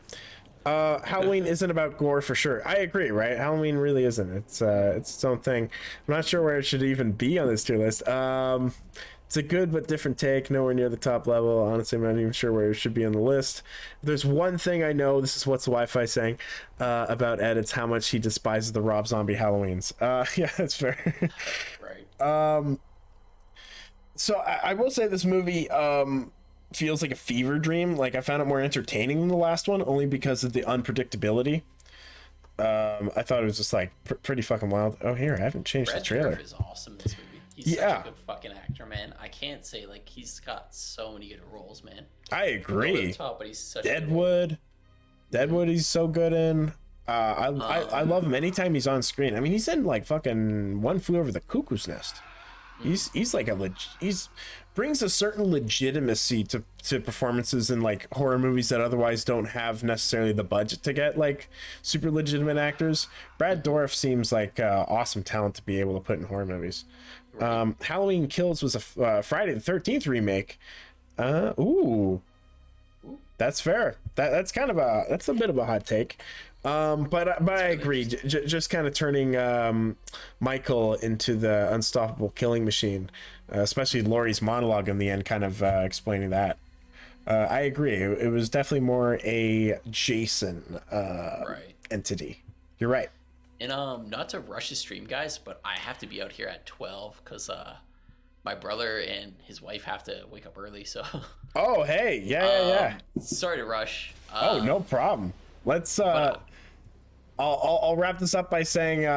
Let's rank thumbs this one. down. And then we got enough to talk about 2018 and Halloween Kills. All right, that's sounds what good. Everybody's waiting for, but it's definitely an E tier. What do you think, Ed? Because like you definitely watched this. You watched. Oh, I hate this movie. E tier for sure. I hate the fact that we see Michael Myers without the mask and shit like that. That's think so the dumb. Laurie Strode character is just so unlikable. The White Horse, every fucking. The White part of Horse, that shit I get the White Horse, like I get what they're doing.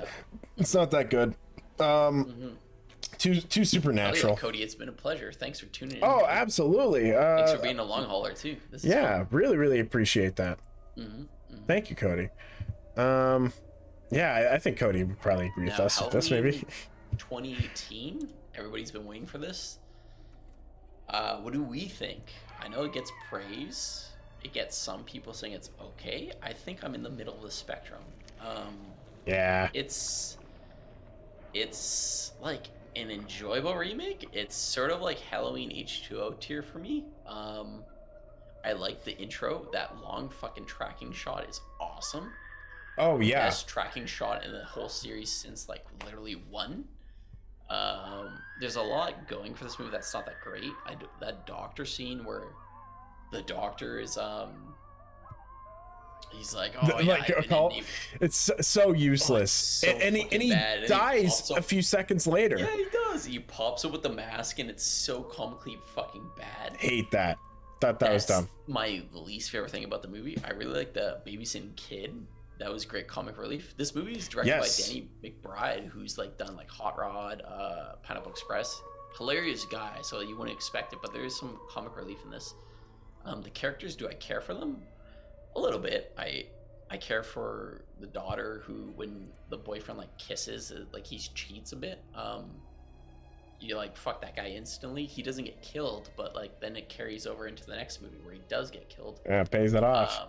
It does pay it off, but it's like even in the next movie you're already ready to forgive him, and then he gets fucking super brutally killed. Good movie. I like it quite a bit. I feel like it's nice. It's like it's what Halloween needed. It feels like H2O more flushed, but it still suffers from a couple things. I feel like it's like, in my opinion, a B tier. It's like H2O.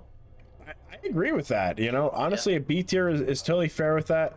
The actual production is top. The actual production is top notch. It's a high quality movie with some talented people behind it to elevate certain aspects. Production design with the anamorphic cinematography creates a large scope. Similar to the first two, however, Dean Cundy, was cinematographer of the first three, doesn't usually use nearly as many close-ups. That's part of David Gordon Green's shot list, I think. I think the scenes are organically condensed. Because of that, the performances are kind of suffer. Like Jamie Lee Curtis, when she first shows up at the dinner scene, they kind of rush the scene. She immediately goes for the wine. Judy Greer reprimands her. Jamie Lee Curtis basically cries and leaves. This is all in a span of maybe 45 seconds to a minute. Like, not letting the scene breathe affected the final result. Maybe it was the editing trying to fit so much in, but the first act just felt overstuffed with lengthy dramatic monologues and exposition. I wish they instead focused on an original way for Michael to escape, not just cutting to a crash. A little convenient. I did like Jamie Lee Curtis investigating the Myers murder, though, kind of piecing it together herself, like showing up to the crime scene, making sure it's there. I think Myers in this particular one is classy.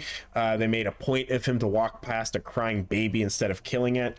This movie is at its best 45 minutes in, which feels like it's a love letter to the best parts of the original movie. Myers walking down the neighborhood, house to house slashing. The slashing's okay. It feels more like the Halloween 2's opening scenes, like going house to house. But the streets, the amount of background actors, the business, quite impressive. So what I don't like, I think Laurie's pretty stupid in the end scene. Why is she shooting at Michael under the floorboards? Like, why was the point of even like going downstairs in the first place? I mean, they kind of reveal that it was like to do a trap, but they like did so much unnecessary back and forth up and down the stairs that it was just like a little rough. Kind of felt like it went on a little too long. Yeah, it's a little bit of fan service too, which I think like plagues these like earlier sequels where it's like, especially Halloween Kills, which is too much fan service for my liking. But where like you have the same reference of like the first one where Laurie's standing there and then she disappears, and it's like, oh fuck, she's doing the Michael Myers to Michael Myers. And she's like, he looks and she's gone, and it's just like, oh my god, it's kind of tacky. It's what the fans like. Everybody was cheering in my theater when they were like, oh fuck, she's there, and then Michael turns away and then she's gone, and so it's like, that was cool. Yeah, that's fair. It was cool, but it's just like, to me, like, I'm more about originality. Like, yes, all it makes me think is like Halloween 1, Michael does it. It's this like, is just the greatest hits. Yeah, it's like a greatest hits. It's like, I don't care. I want to see more like something different, like it's just like a throwback, harking back to the original. Sorry guys, I only got 10 minutes here, but I gotta wrap this up. Absolutely. But hey, I'm gonna say 2018's a B tier in my opinion, because I'll leave 10 minutes to rank. Honestly, I agree. I 100% agree with this. I think it's a B tier. It could be like a low A tier, but it plagues too much of some things that I don't like, so it's not. Oh, Cody thinks it's an A. That's fair, Cody. It's very fair. It's really refreshing. Ooh. It has too many things I really don't like. The doctor scene, some of the characters, the setting. The Michael Mass is great. The fucking long trailing shot is great. Yeah. Oh It's boy. just more like that, like earlier setup. I like the Laurie Strode character. I feel like it's such a unique, original evolving of like yeah, we're going back. The and forth. doctor doesn't help, and the podcasting characters don't help either. I'm not a fan of Laurie those. Strode does a great job. It's good. It's like H2O more flushed, but it's still like a high B. It's a bit better than H2O. It's just like it's still close to the same. Davis, if you're in here to kind of give a tiebreaker, I'm fine with it being in an A because I think it might be a little tighter in some of these, but Yeah, Davis or Noah. right now I gotta maybe we'll evacuate keep the it at a B maybe for until we get to Low A. True. yeah. Right now it's 2 Bs against 1 A. Yeah. If it's 2 A's. Oh, you don't remember that? Yeah. Halloween 2018. I don't remember again. That's fair. That's fair. Wish you could help. You haven't seen it. That's all right. That's all right. Let's move on to Halloween Kills because I only have 9 minutes. But you know what? Halloween Kills. There's so much to say about this movie. I like to call it Halloween All Stars because at the very beginning of the movie, literally, they introduce like 6 fucking legacy characters from Halloween Kills is a B tier. Nice. Okay. That's fair. Anyways, they introduce like 6 legacy characters from the original Halloweens, and it's so tacky. Anthony Michael Hall's doing a good job of being the Tommy Doyle that's gritted, kind of like older, grudgier character. And then he starts fucking that up. There's so much to say about this one. Ed, I'll let you talk a bit too. Oh, hey, I thought the first half was really good. I thought it was going somewhere nice. I think the last half started meandering and just like started not doing too much. Love that opening scene taking place back in 1978. Visually looked like old film stock, authentic to what it was originally shot on. Impressive. I enjoyed the escalation of the opening credit sequence, multiple pumpkins in this one. I thought the body count was maybe a little too high, which sounds odd for a slasher movie complaint. I mean, it is called Halloween Kills. It's the evolution of an introductory movie. I feel like it is the core meaty. You're ready to see all that like gore. I feel like that was cool. The brutality of Michael, where there's the body and he's stabbing the body, testing all the knives. That was good kills. Pretty, but that's really kind of like where we're here, and I like it a lot. Let's see. Cody says Halloween Kills did a great job in a lot of places, but ultimately it was corny and too old school stuff. That's fair. That's fair. I don't feel like it's too old school. I feel like it's just more of an onslaught of like marathon killing. It is, right? And like It is called Halloween Kills. They knew they established it, right? But what were you saying, Ed? Yeah. Oh, I was just gonna say, I love the creative deaths. The creative deaths are really aplenty. So I think like maybe they just ran out of creative deaths after a bit. So like for me, when he's just kind of like slashing, let's say the last people in the circle, like by the 50th stabbing of just a knife, it kind of loses its impact a little bit. Yeah, that one fucking scene where they're all standing there and there's like 30 guns on him and knives, and then like Michael just stand there, and then he just kills everyone one by one. It's like too slow and fake and lame. Yeah, like they had him. I thought they were gonna run over him with the cars. Yeah, I thought that just was the fucking trick. Knocked him down, shot his knees or something. Ugh. It's so bad that way. And harking back to Halloween 2018, that scene where Michael stomps on that guy's head. It's overly bullshit where his head explodes like it's a bag of blood. Like that's terrible. Yeah, That's another reason why it's definitely not an A tier. I agree. But Halloween Kills, like I liked it. I liked it more in the last one, I think, a Me little too. bit. I totally agree, but I don't think it's a better movie. No. I feel like it's almost on par. Its flaws are pretty right. low. Controversial decision. I feel like it's a B tier. It's just like it's a higher B than like the 2018, but it's not an A. I agree. There's some fucking dragging scenes where there's that mental guy that they think is Michael, and Anthony Michael Hall keeps saying, "Evil dies tonight," and you're just like, I know. That fuck was this such a character. diversion. I was like, Right, you're just ready to like fucking. I would disagree. The first is better. It's hard.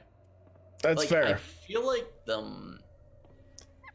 Oh, okay. The how do I better put one this? was more. The earlier one was more consistent. This one, It its highs is. were highs and its lows were low. But it does have some scenes, like especially where like Michael's testing out the knives. It's more of that like, how do I put this? Like a superhero movie is like it shows there's always that introduction superhero movie where it's fucking boring. You don't want to rewatch it. The next one you got the character that's fleshed out and he does his thing, and like this one has a bit more of that. 2018 has too many scenes that are just fucking dragging in their introductory scenes, and it's like, I'd rather watch Halloween Kills more than 2018. Let's see. It says That's true. it was more real, if that makes sense. It was more relatable. I agree, because That's true. It's more because just like the second one, they have so many opportunities to like take care of Michael. There's so many silly character decisions. Yeah. And then like Judy Greer just going back to the house after when Michael's there to like just leave them do their thing. That I was like, ending sucks. huh? I was where like, she gets like silently I thought that killed. was, and like, she's so just standing there. It's obvious. like, what is it? And Jamie Lee Curtis is like, it's got to be a set for the next one, but fuck, yes, it's absolutely. so bad. But this one to me is more rewatchable than 2018. 2018 I agree. is more of its thing. I love the addition. Watching it, I watched it in theaters and I liked it. I was like, it's okay. Everybody was praising it, and then I rewatched it last year and I was like, it's not that good. And I was like, I realized, and I saw Halloween this year and I was like, Halloween Kills this year. I liked it. So Yeah. who knows what's gonna happen next year? But as of now, I feel like it's the same tier as 2018, maybe a tiny bit better, but it's still just that meh, I agree. right? So I think that caps it all for sure, All right, let's put it at 2018. right? And sorry to rush this, guys. Oh, hey, that's no problem gotta work in whatsoever. the Hey, morning, but this we're is- at 4 hours in. That's no rushing. That's not bad at all. Hey, Cody, thanks for being a long hauler. Thank you, Noah. Oh Thank you, boy. Davis, D-Dog Davis. This has been fun, guys. Oh yeah, thank you everyone for joining, and thank you Tyler for joining.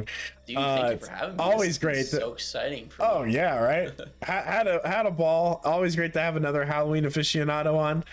Yeah. Had a total good time, and thanks again for everyone that joined us tonight. I think it's a good tier list. Cody thinks 2018's higher. Davis, I think Davis is the deciding factor. Because Oh, he saw yeah. this movie. Hey, Davis. Can you recall? Do you think it's an A tier or a B tier? That'd be interesting to hear. Or what's the Wi-Fi if anyone has a tiebreaker for this one? Throw out. If you can say A, I feel like it can be an A. I was saying it's better than Kills, but I haven't seen this movie. I've seen this movie. That's fair. Yeah, What's the Davis, Wi-Fi? Do you think marathoned the it last year, buddy? what's the Wi-Fi? Do you think the 2018 one is better or worse than Halloween Kills? Curious. But other than that, though, I think this is a pretty damn solid Very tier solid list. list, man. You think it's better? Boomer memory. So you think Halloween Kills is better than 2018, or do you think? You know what? Put 2018 at A, and I'm very happy with that list. But at least I have the story. Oh no, you like the 2018 one better. Okay, all right. Yeah, because I feel like 2018 is better than Kills. All right. Just a tad. It is Halloween 2 tier for sure. Okay, You know well- what? Snapshot it, classic it. This is the list, guys. It's pretty solid stuff. Yeah, I think this is totally solid, and this has been a hell of a fun time. Thank you again. We have our final Halloween stream coming up this Saturday, but before that, we have a Wicked Wednesday watch along, so be sure to have some fun with that. We're going to watch a bunch of stuff. We have a lot of fun segments planned for the Saturday stream. yeah. Countdown to Halloween. Yeah, absolutely. Have a good night, Davis. Good night, Having guys, a and- good night. What's the Wi-Fi? Quick shout out, please join the Discord, especially you, Cody. Join the Discord and ask Ed to review a crazy. Oh, I'm getting the call. to You're getting the leave, boot. so- You're getting the boot. All the right. boot. All right. Well, Peace out, thank you guys. very much. All right. See you, Tyler. Last. Later, guys. Happy Halloween, everybody. Happy Halloween. Oh, spooky, spooky, spooks.